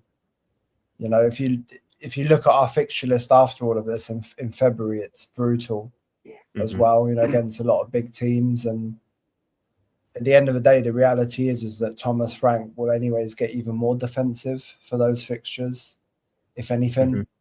And that's not going to benefit how we want to play football, how we want to develop this team. So I don't believe he's going to be the manager. If he is still the manager, then I would honestly have to really question what they are seeing. And there is an element to it where they have to also look at their credibility. You know, because I think was it Joseph, maybe you said earlier on that I've also never seen a fan base that's been so, you know, anti one of our managers at one point, like truly anti. I know social media and, you know, everything's grown over the last few years. It was different in the 90s, you know, where you weren't able to do these kind of things and, you know, get all these, you know, hashtags and everything. But the reality is that if you just go online and if you see what people like in the stadium and you look at the videos, Marcus Buckland, you know, who's quite a famous journalist who's got a pretty good podcast as well, the Tottenham Way, Sky journalist, right? He tweeted out that, you know, that he saw fights in the ground, you know, kids crying, you know, people chanting Frank out, and you know, it's rarely been as bad as it is in terms of a general feeling, and the board have to act. So no, he won't be here by Tuesday. No, I hope. Joseph, is it even? I think I know your answer, but I'm going to come to you anyway, mate. Do you think that he will still be in charge when Phil and Gary go to watch Dortmund on Tuesday, mate, and why? Obviously, I don't want him. Part of me is kind of scared that he will be still in the job because I don't trust Vinay to make the change because he keeps on. You know, obviously there's this whole thing about Arteta and how he believed in him and stuck by him even though the Arsenal fans wanted him out. And fair enough that worked out for him, but I can't see this working out. I can't see any positives from Frank's tenure at Tottenham. I genuinely cannot see any. I cannot see one thing from what Frank has come into Tottenham that I can see as a positive that's improved. And yeah, so for me, obviously, 100%, he would have been. He probably would have been sacked at half time. But the fact is, yeah, he needs to go. But will Tottenham be brave enough? Will the ownership and Vinay be brave enough to sack him? That's what worries me because he could have been sacked a couple of months ago. He could have been sacked a month ago, and he hasn't. Is this going to be the final straw? Again, I hope so because it can't go on the way it is, and I don't see it improving anytime soon. And the thing is, I've been reading a bit of his press conference, and everything he says, it just infuriates me. He just keeps on saying about, oh, we're going the right way, we're turning the ship, we're getting there. No, we're not. We're not. What have you seen that shows? What have you seen that makes you think we're going anywhere in the right direction? Because every game is exactly the same thing. It's not any different. So he needs to go. He really needs to go, and I really hope he is gone before the Dortmund game. But part of me, again, is still just concerns that he might still be in the dugout because I don't know. Vinay seems to want to stick with his decisions. Maybe he's worried about people, going, "Oh, you made the wrong appointment," and he's saying, "Oh, I'm gonna keep him in then, and hopefully we'll get something out of them and they'll turn a corner." But can't see us turning any corner anytime soon. Well, a lovely fact to end us on, and this was supplied by our very glamorous Philip King. Nuno Espirito Santo, who said one day that he would make us proud, has won the same number of Premier League matches at the Tottenham Hotspur Stadium in the last 9 months as Spurs have, and that is 2. That is genuinely a fucking joke. Shocking. That is really, really bad. Yeah, that is difficult. And Steve Lockwood has said, if Frank is still in charge, I won't be going to the match on Tuesday. I don't blame him. Yeah. No, I was contemplating going because I haven't done a Champions League game since the Villarreal game earlier in the week. And then I thought, why am I going to drive down from Essex? I might as well just sit at home and watch it for free on some janky whatever platform we want to call it. That is not me admitting to anything if there are any people watching, but I'd rather watch it somewhere and at least vent at home instead of being in the stadium where I feel that it's just going to be toxic. Obviously, I genuinely couldn't think of anything worse right now. Like, not again. I'm a Spurs fan. I haven't been to games for a while, but I was going to games all the time.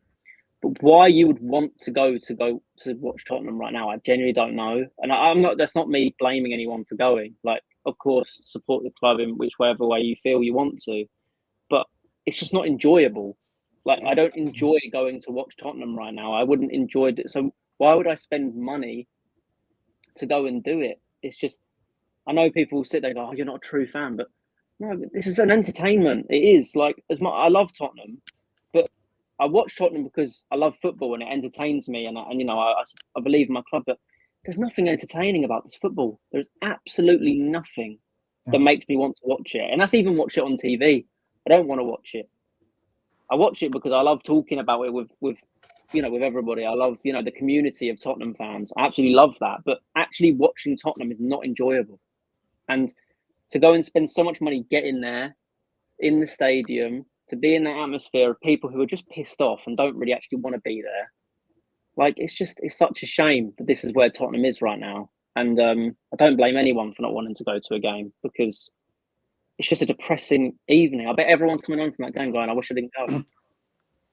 well, there is over 1,300 people watching us, and I think they're probably saying the same. To be honest, they're thinking, fuck me, this is brilliant. They're watching us for grown men moan about our problems on a podcast and all that, and probably having more fun than watching that game for the last 90 minutes. I mean, they've got Phil falling off his chair. They've got Sai on, I don't know what even spread that is on your sofa, mate. Jose's camera's going, and literally my light keeps flickering backwards and forwards. So I've got just bloody shadows here and some fucking weird light sitting here that's somehow gone black. Let's be honest. Like, this is one.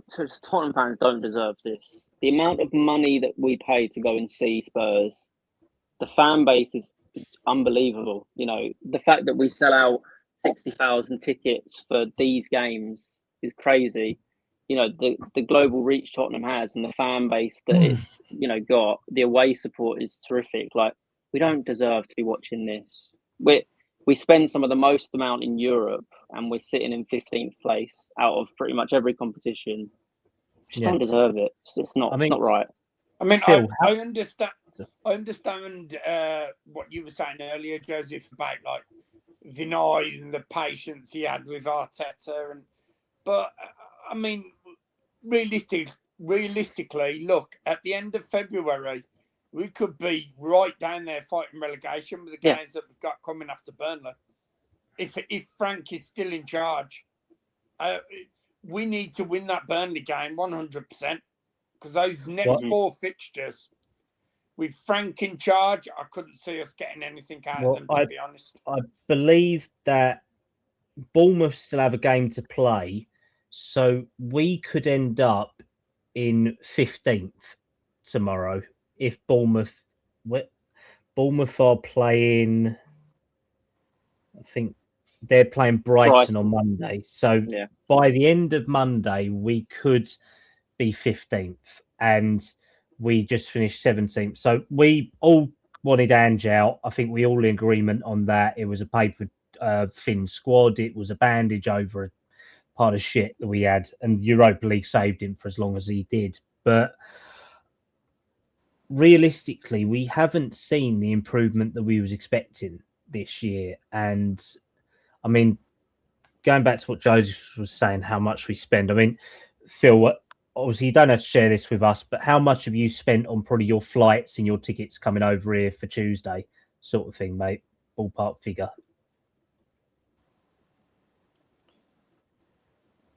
The flight was probably 230 quid, something like that.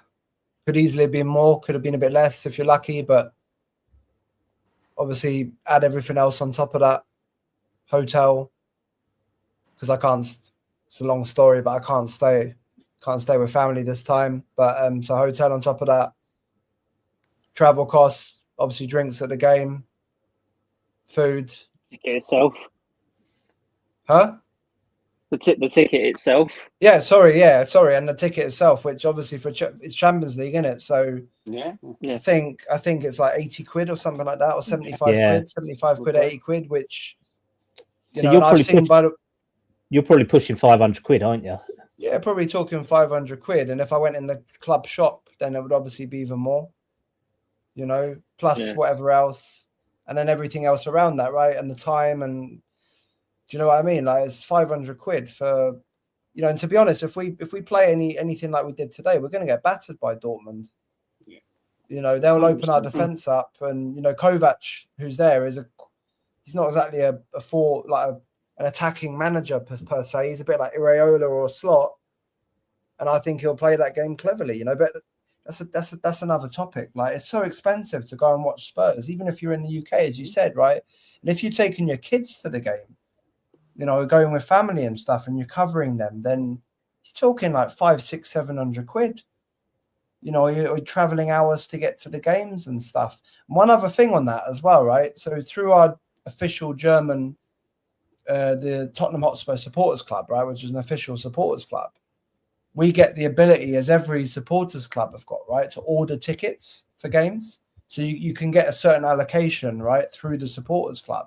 So normally for the bigger games, it makes sense. That's only home games, by the way. You've got no chance of getting away tickets, as we know.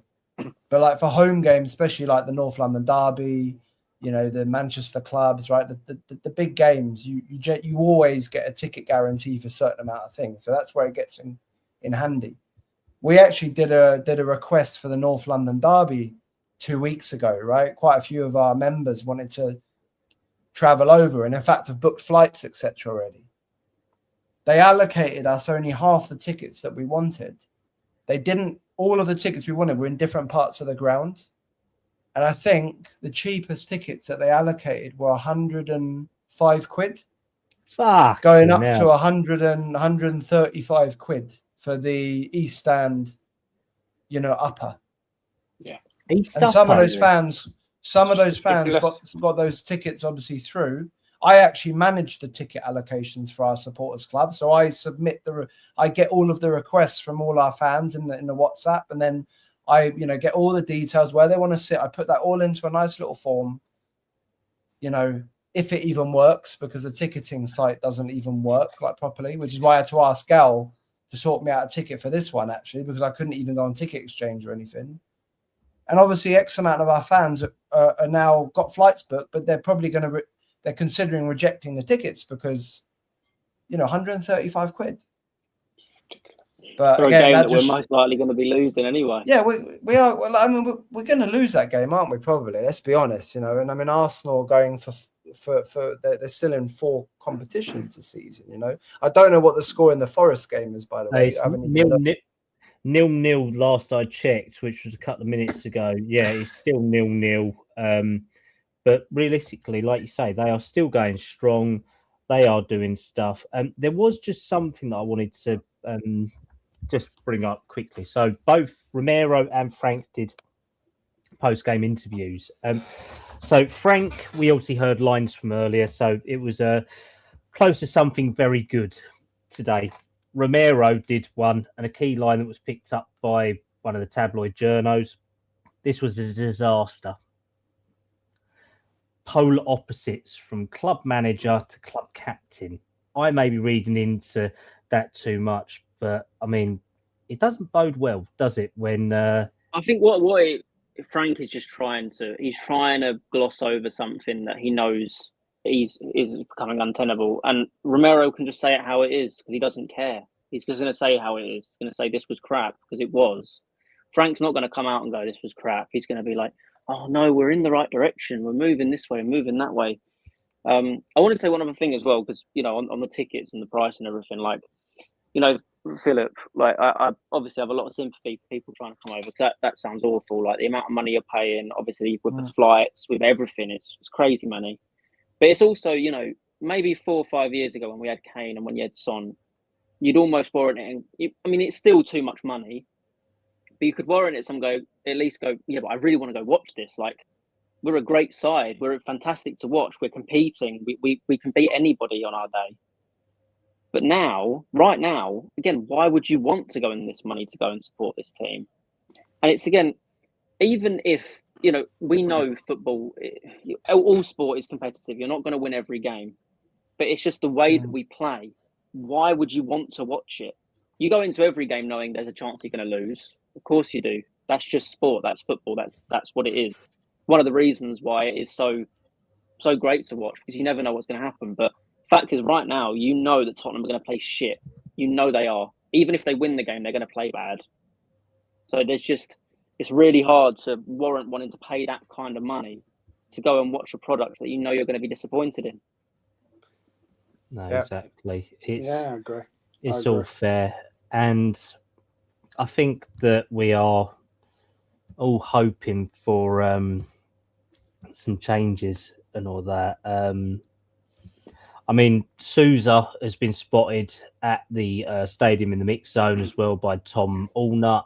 His deal is still going through because of international clearances and image rights. I mean, as I said a couple of weeks ago on a couple of these pods, why the fuck bother buying a player who comes with God knows how many image rights deals attached? That's the problem with South American football.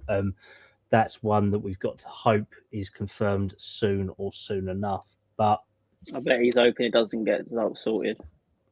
well, I mean, He's probably flying back to Brazil. Well, to be fair, Bournemouth are buying his mate Ryan from Santos and all that, the left or right winger that they've got there. So I mean, you never know. He might end up with his mate down on the south coast. He'd be happier down there, to be honest. I mean, if you were a player and you went to that game today and you heard the boos at the end of the game, oh my God, you genuinely be like, I don't want to be here. Why would I want to come here? Especially being a young player as well, Joseph. You know what I mean? That would be so intimidating for him. Well, he probably don't speak a word of English, the poor sod. Probably speaks Portuguese or Spanish, and just he wouldn't know what's going on and all that. I mean, you saw Gallagher today, and I mean, that's someone we haven't discussed actually. Gallagher today. What was everyone's sort of initial thoughts? Because he was all right, but nothing special, was it? It wasn't anything. He just gave a 5 out of 10. He kind of played with the rest of the team. It wasn't anything. He didn't really set himself apart. He was just in the game. And even then, at some points, you didn't even know if he was or not because you could barely see. You know, there was nothing really. So you can't really say too much on him.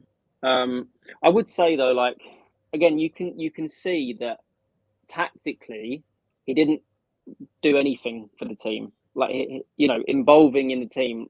Again, he's a good player. I think we can all say that he's been a good player previously at Palace and at Chelsea, and he was okay for Atletico Madrid, but he isn't going to revolutionise our team and bring something that we don't have.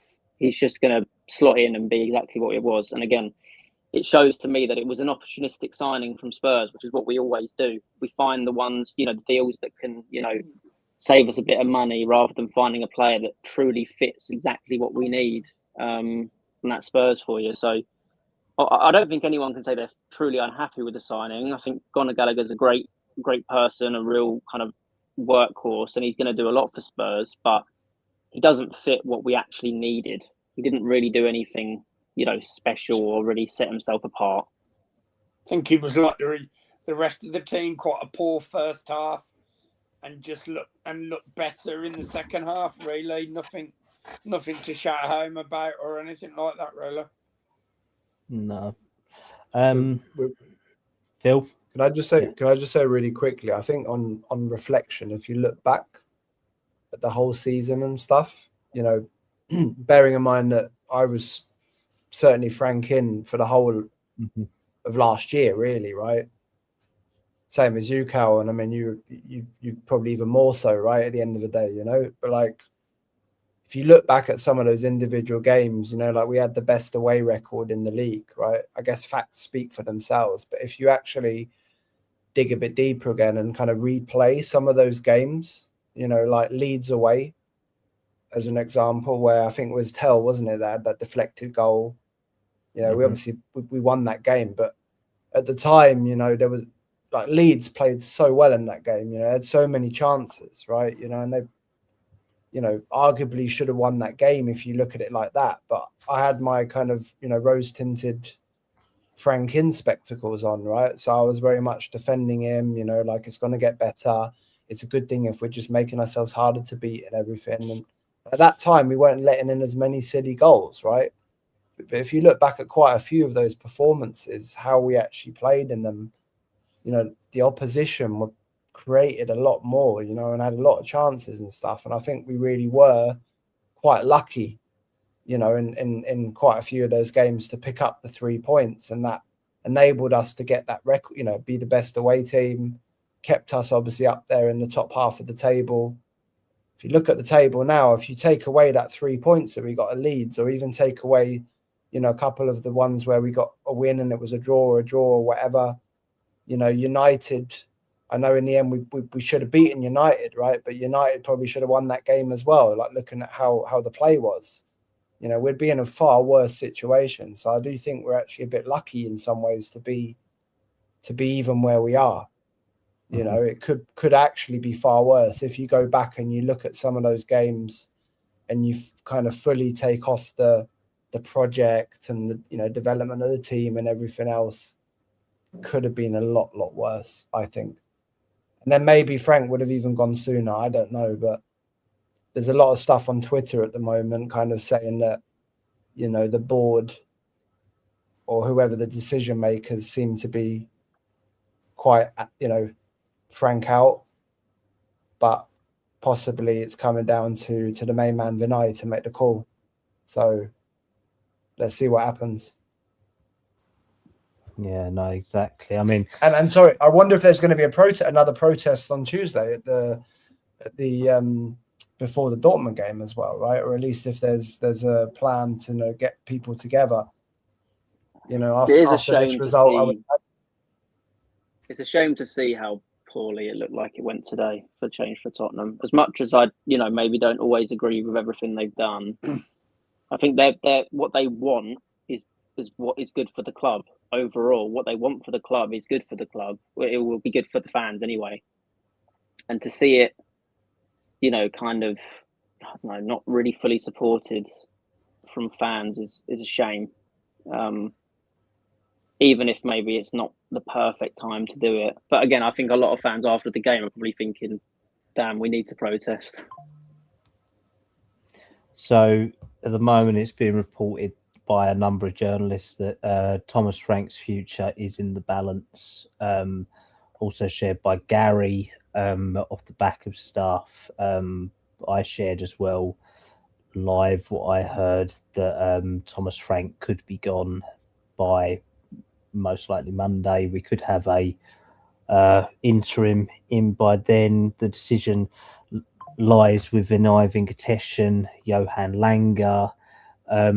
Obviously, you can't shoot the messengers. It's only what we hear from our contacts within the game. But most likely, I do feel that we may have seen the last of Thomas Frank realistically. Yeah, I mean, I would say we'd do a Dortmund preview, but I believe we'll probably do one of them Monday maybe if any of us have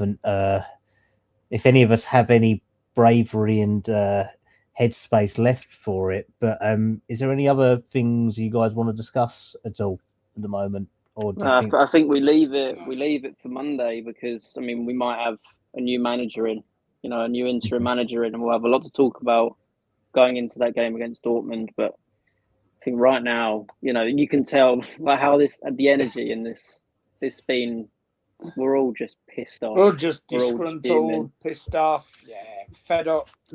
The lot, ain't we? And it's time for something to change. Frank needs to go. If he stays in, it's just going to get worse and worse and worse. And the fans are not going to get behind him either. They're not. If he's in charge at Dortmund, that game, that stadium will be toxic as ever. And sorry, Phil. Do you know, like, I've just gone on the side here. I've just been going through Twitter, X, whatever. And got a lot of friends on there who have been Frank out. Obviously, still quite a few who have been Frank in. And I mean, it's untenable, because every single account, like every single post I see on my timeline, is Frank out. Every single one. There's not a single one, even from, I can see on it, even from the ones that were positive before, give him the season, they're Frank out. And I know X is an online world and everything, but it's not that different, right, from the general fan feeling. You can hear it in the boos. Like, they can't come back from this. There's no argument whatsoever that the board even cannot make this decision. Because if we lose another game, or if every time we now play badly, even a half like that, it gets even more toxic. Arguably, if he goes until Monday, or if he goes like ASAP, and they literally have, I don't know, even if it's one day on the training ground, and probably they're not going to. I don't know if they bring in an external interim until then. Probably not. But, maybe it's one step forward to just getting the players a bit more positive and actually just loosening them up, taking the handbrake off and saying, look, go out there and show what you can do. A bit like against Villa in that second half, where we just felt it was like complete chaos, but positive chaos, Well, that's what we need right now, I think. It's like that Harry Redknapp positivity, but like, just go out there, have fun, show that you can play football. And if you're a winger, then beat your man. If you're just go out there and do what you like doing, play football, enjoy yourself.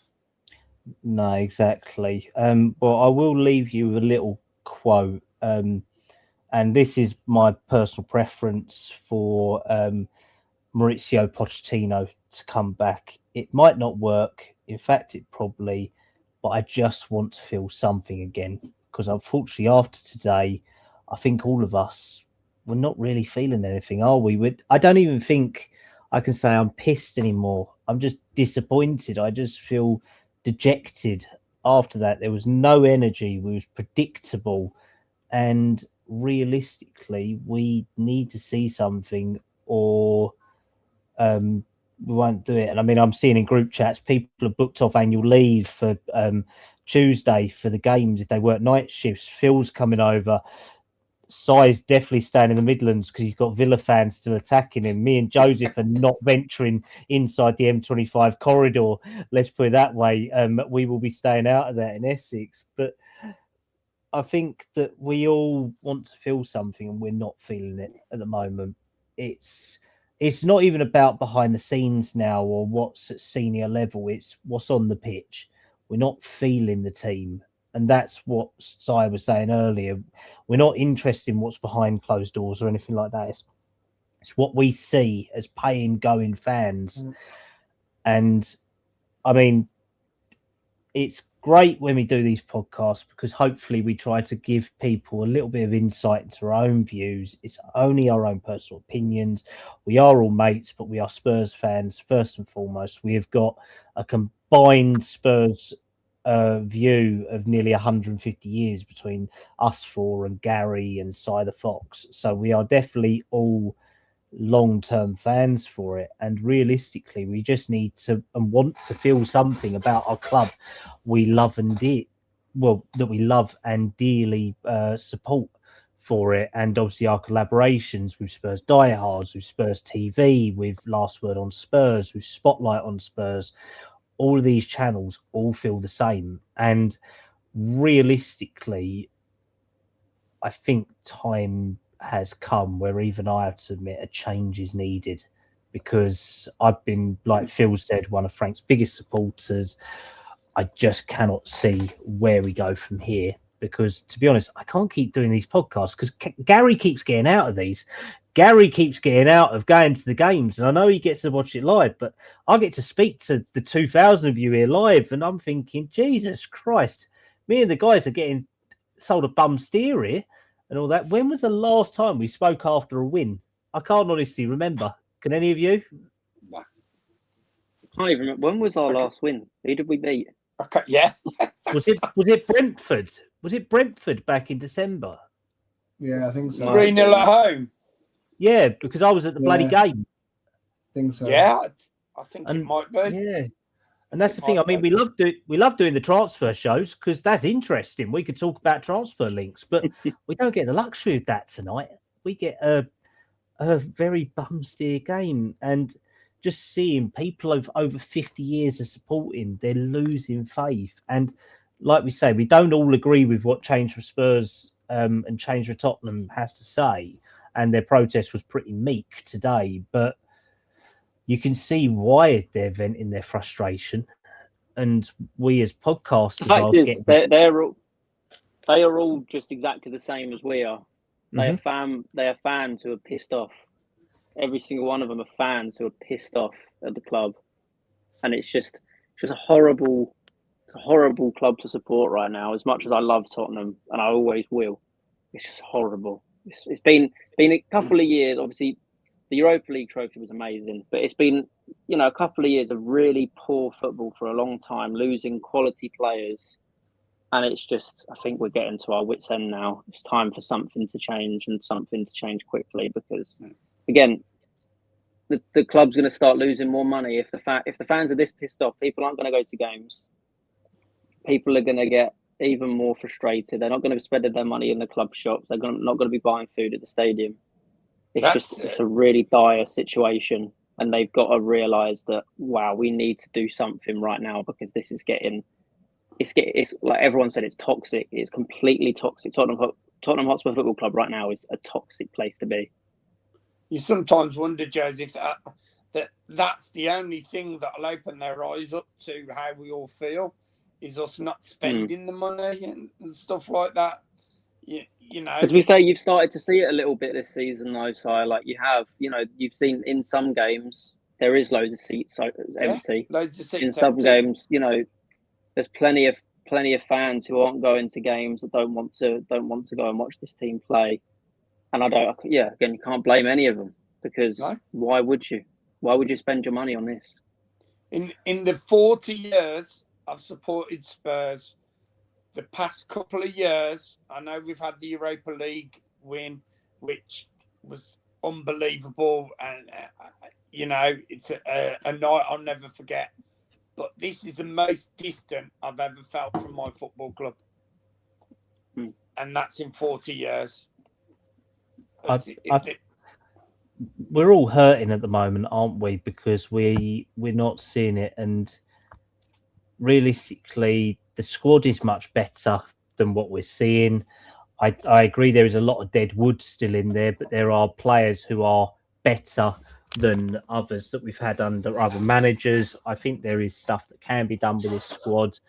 I just wonder what they're working on every day, realistically, now, because we're forgetting the basics in every single game. The amount of wayward passing, not being able to play a ball forward, not being able to defend against outside of the box shots, not teaching a goalkeeper how to catch, how to teach Pedro Porro to track his man, not just watch the ball, to keep playing Spence left back, which is scandalous.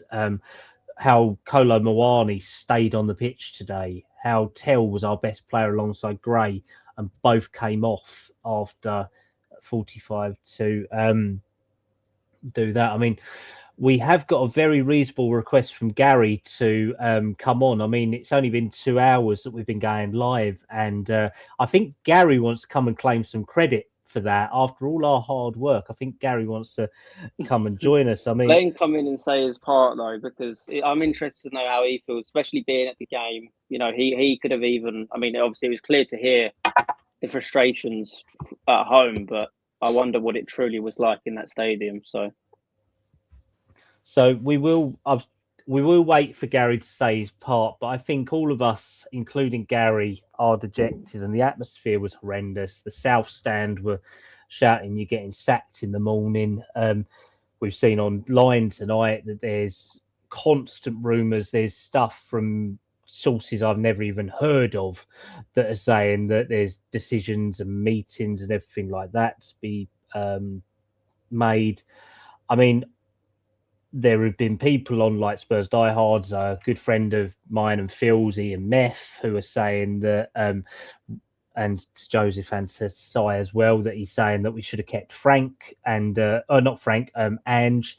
And I mean, that run its course, that wouldn't have solved it. But I think all of us are in agreement here that change needs to happen, and it needs to happen quickly. And realistically, if we could get a Pochettino, a Nagelsmann, a Hones, a Xavi Alonso, we'd be quite happy, to be honest, because it's like, again, there's nothing positive. Like, you know, we're not really getting a moment, so everyone's kind of feeling with that. Is it me, or is there a Dalek on the stream? Oh God, is it? Oh, well. I mean, can you say exterminate for us, mate? Because we will send you down Tottenham to go and find Thomas Frank if you would like on that. Gary is on his way. Joseph is going to stop impersonating a Dalek and then come back in. Does anyone want to come back in while Joseph probably puts his headphones on charge? Carl, I was just going to say, I think speaking for all of us and all the Spurs fans, I think we need to give a big shout out to all our families who have to put up with us at the moment, really. Because I know I'm not great to live with the way my club's going at the moment. I'm sure I can speak for possibly all you guys as well. So just a big shout out to all our families. I think it's needed, to be fair. No, I mean, I definitely agree with your side, to be honest. I mean, my missus is away at home tonight, and dad is a West Ham fan, so I'm keeping my specific distance for the foreseeable future from that, because I know that I will be dying. I will probably be texting a mayday to anyone who's closest in the area to come and pick me up to get me out of there. I mean, Phil has got a cat. Is my audio better now? Yeah. Yeah. All right, so we don't have to exterminate you, mate. No, that's good. I'm glad. What I was saying though was, I think the thing that's really tough at the moment is that there's nothing positive at all going on around Spurs. Like, you know, the transfer window, we're not really getting linked to many players at the moment. We're not seeing, you know, the players kind of hope that we're hoping to come in that are maybe going to turn things around. You've got the ownership that people are struggling to believe in. You've got the playing squad that people are struggling to believe in. The ones that we do believe in, we feel like are probably going to want to leave with the state of the clubs in. So I think it will be a bit easier for all Spurs fans if, okay, yeah, Frank isn't the right man, we need to sack him. But if we saw things elsewhere in the club that we truly were sitting there going, okay, well, we've got this, you know, this is getting better. We believe this is going to get better, but at the moment, everything is negative. There isn't one positive thing at all. No, exactly. And if I can welcome our glorious Commander-in-Chief, Gary Ward, who somehow is wearing a Spurs shirt. I mean, I don't know how he's still managing to do it, to be honest. Thank God for that, because I think you're as as dejected as us, aren't you, mate, at the moment? Yeah, it's really, really bad. Can you hear me okay? Yeah, all good, man. Yeah. Yeah, really bad. It was there was a lot of excitement in the stadium before the game. I really felt it, and I texted you and said, feels like a really good atmosphere. A couple of the videos I posted on our TikTok and that, just there was a bit of an atmosphere going. I felt excited. And then we kicked off. And again, it was just one of those games that just looks lifeless, soulless again. Really poor, really disappointing. Honestly, I just don't know what the answer is. Really disappointing, real disappointing. And Thomas Frank's going, by all accounts. I don't see him staying. I don't know when that will be. I've shared it on Twitter, and I seem to have had a lot of people interact with it, which I appreciate. I'm not an in or anything like that, just from what I've been told. So now there are the Times Sport have also said the same thing, that he's imminent, they're weighing up a change. So take that as you are. I'm going to share some full thoughts, but there's like 2,100 people watching this, which is unbelievable. We've only been doing this 6 weeks. Oh, fantastic! I really even more, mate. I've got it's now 2,500 people we've got live showing perhaps over on this. So even better. Oh, that's even only better, that's only from my accounts it's showing me. Perhaps it's because you're the commander-in-chief today. So incredible. Thank you so much. We've only been doing this for 6 weeks. I really appreciate it. My laptop is about to die on me. I'm just going to quickly run and get the charger. This is how great our podcast is. We're so prepared on this, and I'll be back in like one minute. Right, so we will be ending the show now. So we will say goodbye to it. I am sorry, but no. So, like as Gary has been saying, it was shared with a number of us, including Gary, myself, different people have been saying that Frank will be sacked at some point tonight. There is an emergency meeting scheduled to discuss Thomas Frank's immediate future. Tonight, it was shared with me by a number of sources, including Rudolph Pat Bateman. Gary has got links through his work as well. I've spoken to all the guys obviously here in regards to it. But so hopefully we will get more clarity on that. Indicalia, who I really do debate on their stuff, they are reporting it as well. Krish, a lot of other Spurs ITK accounts as well are sharing it at different points. So, Gary, if I just come back to you, mate, obviously I was just sharing, saying that it's been picked up by a lot of sources.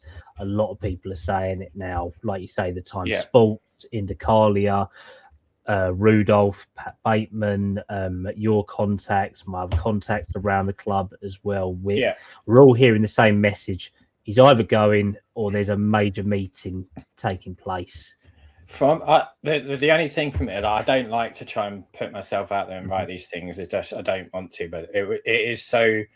I felt it was needed because there was so much after that game. I was sitting next to, and I don't know if you probably never watched this, but she was an older lady on her own, and she was so disheartened by it. And I just thought, this can't go on. We've got to do something. And I shared that information. I don't know if it's absolutely going to come true. From what I understand, it will. However, I shared last night that Polina wouldn't be playing today, and that was through the same person, so that was correct. And before I started really doing any football content, because I was obviously a live events producer before this, I knew 4 or 5 days before Ange Postecoglou was being sacked, and I told somebody a podcast that I listened to. I won't say it because I don't want to throw them in. They didn't believe me, and it happens. I'm not saying it's going to happen, but it is being shared everywhere now. I don't know when it will be, but you can't survive that. You can't have 62,000 people shouting you're getting sacked in the morning. I've never, ever experienced that in my life, ever.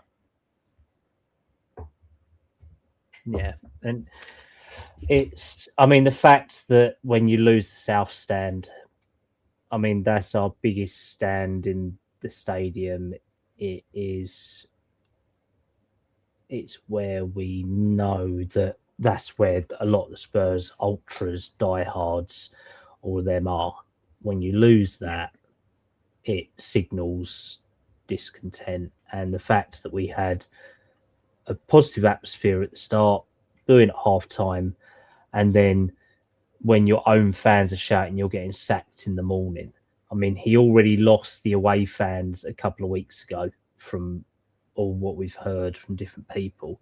He's now losing the whole home crowd as well, who are the away fans. We are at an untenable position now with him as the head of the club. And realistically, I think what has been shared with us is likely to happen. When it happens, I don't know. But if these are true information and facts, then we will likely see an interim manager come in for the meantime. That could be Heitinger, that could be Mason, that could be Stuart Lewis, it could be Smokey the Bear, could be whoever out there. Wayne Burnett. Yeah, Wayne, Simon Davis as well could come up. Cochrane could remain, but there's a chance he probably goes with Frank alongside most of the coaching staff.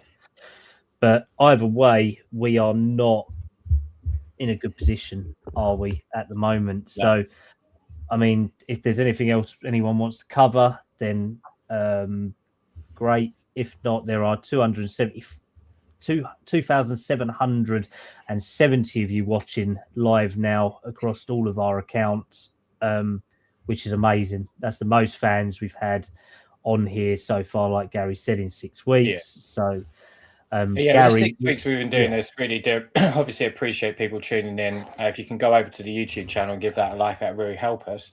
And look, there is an email address going across the ticker at the bottom. If you want to come on to an episode, you're more than welcome. Come and speak to me. I can stream any day of the week. There's no problem for me. The lads here, we get together after the games and then try to do once a week during the week as well. If this does happen, which I'm expecting it to, then we might be back for sort of an emergency podcast or whatever. I'm getting a lot of people asking me who I would want as the next manager. These are just preference. Xabi Alonso, Xavi Hernandez, or Mauricio Pochettino. So they're the mine. I don't know what anybody else thinks. Welcome to put it in the chat. But they would be the people I would be looking at. If Xabi Alonso is available, which he is now, I'd throw everything I had at getting him. Equally, I think Oliver Glasner is about to walk out Crystal Palace after his post-match press conference today. I don't see him remaining there after sort of throwing the ownership under the you can't blame him, as it says. It's quite ironic. We've had 3 glasshouse burning press conferences in the last 3 weeks, haven't we? We've had Amorim, we've had Glasner. I mean, it's all reminiscent of a Conte, isn't it? I mean, they've learned his playbook. Yeah, it's crazy, really, when you think about it. But I don't see him lasting. Very good manager. I'm sitting there looking at looking at those players and how we're not going 3 at the back at times. It screams out for an Oliver Glasner type. We would fit it, wouldn't we? Like the Amorim or Glasner style of play. I think our players would actually fit it quite well. Although I don't know if they would be the right appointment or not. You would say the players might fit it a bit better than what we're seeing at the moment. A 3-4-3 or a 3-4-2-1, 2 number 10s behind a sole striker. I definitely see that we have that. I know you've all covered the game and whatnot, but I thought Conor Gallagher looked very good in the second half. They were in a diamond 4, right? And he was at the peak of that diamond, and I thought he'd done well, and it looked very energetic. I felt a bit sorry for him at one point because it just didn't look like he was looking around like, what is going on here? But yeah, hey, appreciate everybody. 2 hours. I did ask you to just do one, so thank you all for staying on. I know it was a bit of a crappy one, but there's nearly 4,000 people watching this, so thank you so much for the support. And if anyone wants to join us for any episodes, you're always more than welcome. Callum, thank you again for hosting. Listened to it in the car. Didn't log on this time for a reason. I didn't want to crash the screen. Yeah, because if not, it'd have taken me 15 minutes to blink and reboot it after you caused me grief last week. So I apologize again. No, it's all right, mate. But no, it's obviously been a pleasure to have all you guys on here. As always, we are a great team. We do try to bring you up-to-date good content throughout all of this. So there, like Gary said, there are nearly 4,000 of you watching live, which is amazing. And we can't thank you enough for all that. So if you'd like to go and like and subscribe to the channel, to our YouTube, to give everyone here a follow on X, on wherever they do all their stuff. So thank you very much to our panel tonight. I'll come to Cy first at Brummy Spurs, mate. Thank you for coming on again, man. Where can everyone find you? Thanks, Cal. Yeah, find me on X at Brummy Spurs. Every Spurs fan that follow me, I follow them back, and love nothing more than chatting about Spurs. And as always, there's loads to chat about when you support this football club, isn't there? It's never a boring day supporting Spurs. So yeah, give us a follow, and also quick mention from my supporters club, official supporters club, Dudley Spurs. So yeah, we are up and coming supporters club, and we're doing well, and got a Legends Night close to being arranged, so that's good. Brilliant, mate. And Project Spurs day out for that. Yeah, can you share what legend you've got with you yet, mate? Or will we wait for the WhatsApp? All I'll say is it's win the cup for Tottenham. Okay, that was easy. That is, don't you, guys? Yeah, that's easy. If anyone does have an answer to that on X or on YouTube or wherever you're watching us from, drop it in the chat and we will reply to you. And Sai will say yes or no if you get it right or not. We'll do a competition, and you never know. You never know. Phil, obviously, thanks as always, mate. I know you're coming over Tuesday to see Gary and all that at the game. Yeah, where can everyone find you, man? Yeah, thanks for having me on as always, both for you, and thanks to Cy and Joseph as well. Good pod tonight in extremely difficult circumstances. Yeah, you can find me on X at Frankfurt Spurs. As I said, I'll be over on for the game on Tuesday, going to the game with Gary as well. Shout out to him as well for sorting me a ticket as well, due to the incompetence of the Tottenham Hotspur ticketing operations. And yeah, look, again, to anyone who looks me up on X, if you want any advice for the away game next week here in Frankfurt, I think it's on the Wednesday, isn't it, the 28th? Then drop me a message. I live in Frankfurt at the moment, so can shout you any restaurant or bar or whatever, accommodation options as well. And yeah, it's great to be on as always, and hopefully meet some more people on Tuesday as well at the game. And who knows if we're going to have Mr. Frank in charge for that game. Well, that is the $1 million question, mate. And thank you very much as always for coming on. And Joseph, thank you for not setting fire to anything while we were live, mate. I was thinking we might be calling out Essex Fire and Rescue at different points, but you did keep your composure. So where can everyone find you, man? Yeah, did my best, but no, obviously always great to come on. You know, it's great to kind of be starting up, you know, this kind of podcast and being involved in it. Always been amazing. It's great to see so many people watching. Obviously, please Follow Project Spurs, and hopefully we're all going to be back so many times throughout, the next coming months, and you never know how long we go. So it's great to be a part of. Again, if you're interested in following me, PRJCTSPURS on X, just kind of put my own thoughts out there. But yeah, just looking forward to the future of the podcast. Hopefully we can look forward to the future of Tottenham and actually see a bit more progress and a bit more joy and belief going forward. But again, Always great to be here. Thank you, Callum, for being a great host, and always great talking with Si and Philip and seeing you as well, Gary. So yeah, let's just hope for some positive news coming out of tonight, and maybe some, just something to make us feel a bit better on Tuesday. That wouldn't go amiss, would it? No, exactly, mate, exactly. And obviously the one and only Gary Wald, our podcast owner and my podcast lead as well. Thank you for joining us, man, and giving us updates from obviously your contacts and from the game. What have you got? Frank is on the brink at Spurs. That is from the Times as well.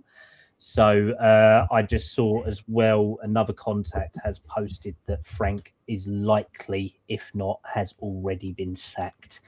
Don't know how true that is. I think it's a load of bollocks, to be honest. I think that he's on the brink, but not sacked directly. But Gary, obviously, where can everyone find you, mate, and Project Spurs?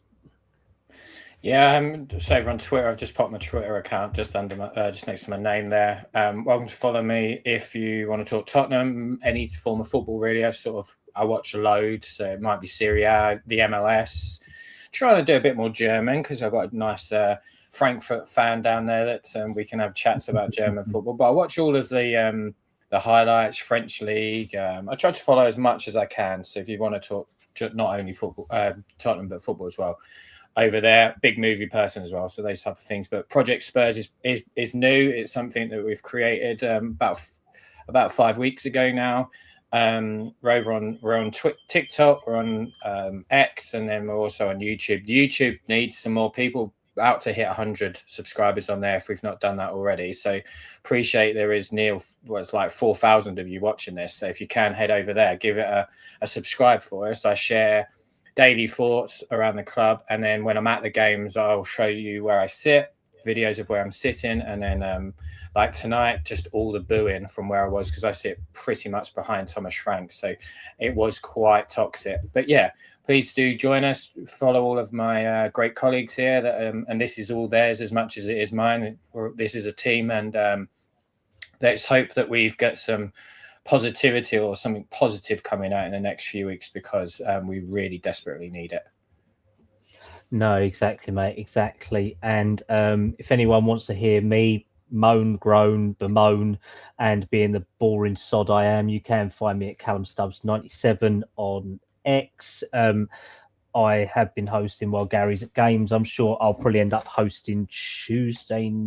Maybe we'll do Wednesday this week as Gary's at the game. I think it's a late one. I actually want to have some sleep, because I think the last time we'll do Wednesday. We'll do Wednesday, and we'll all join in. And if there's anybody that's new that wants to try out coming on a stream before, you're more than welcome. Or if you want to video some thoughts, you can send that in, and we'll play it on the show as well. But we'll do Wednesday because it's going to be a late one for all of us. Yeah, and you never know if we do have any sackings. We may be live in the next couple of hours, even in the early hours. Gary said that he stays at home all the time. He is a stay-at-home dad, does nothing, so Gary can go live whenever he wants. Yeah. Well, we're just about to launch our music agency. We had a soft launch in the last 2 weeks. That's going to go live at the end of the month, which I'll share. And we've got some incredible acts already. Some who are about to be signed off for a big Wembley show as well. So really excited to share that with everybody. But yeah, I work from home. And I just tweet about Tottenham all day. No, but we wouldn't all be here if Gary hadn't had this idea. So we do have to owe Gary a lot for that, and also getting to do Spurs content. So thank you very much for that, mate. And obviously to the 4,000 of you who are watching, this has been our most watched show so far live. So thank you very much for that. Obviously go and like and subscribe, all the guys, and I will give you some outro music to hopefully feel a little bit better about.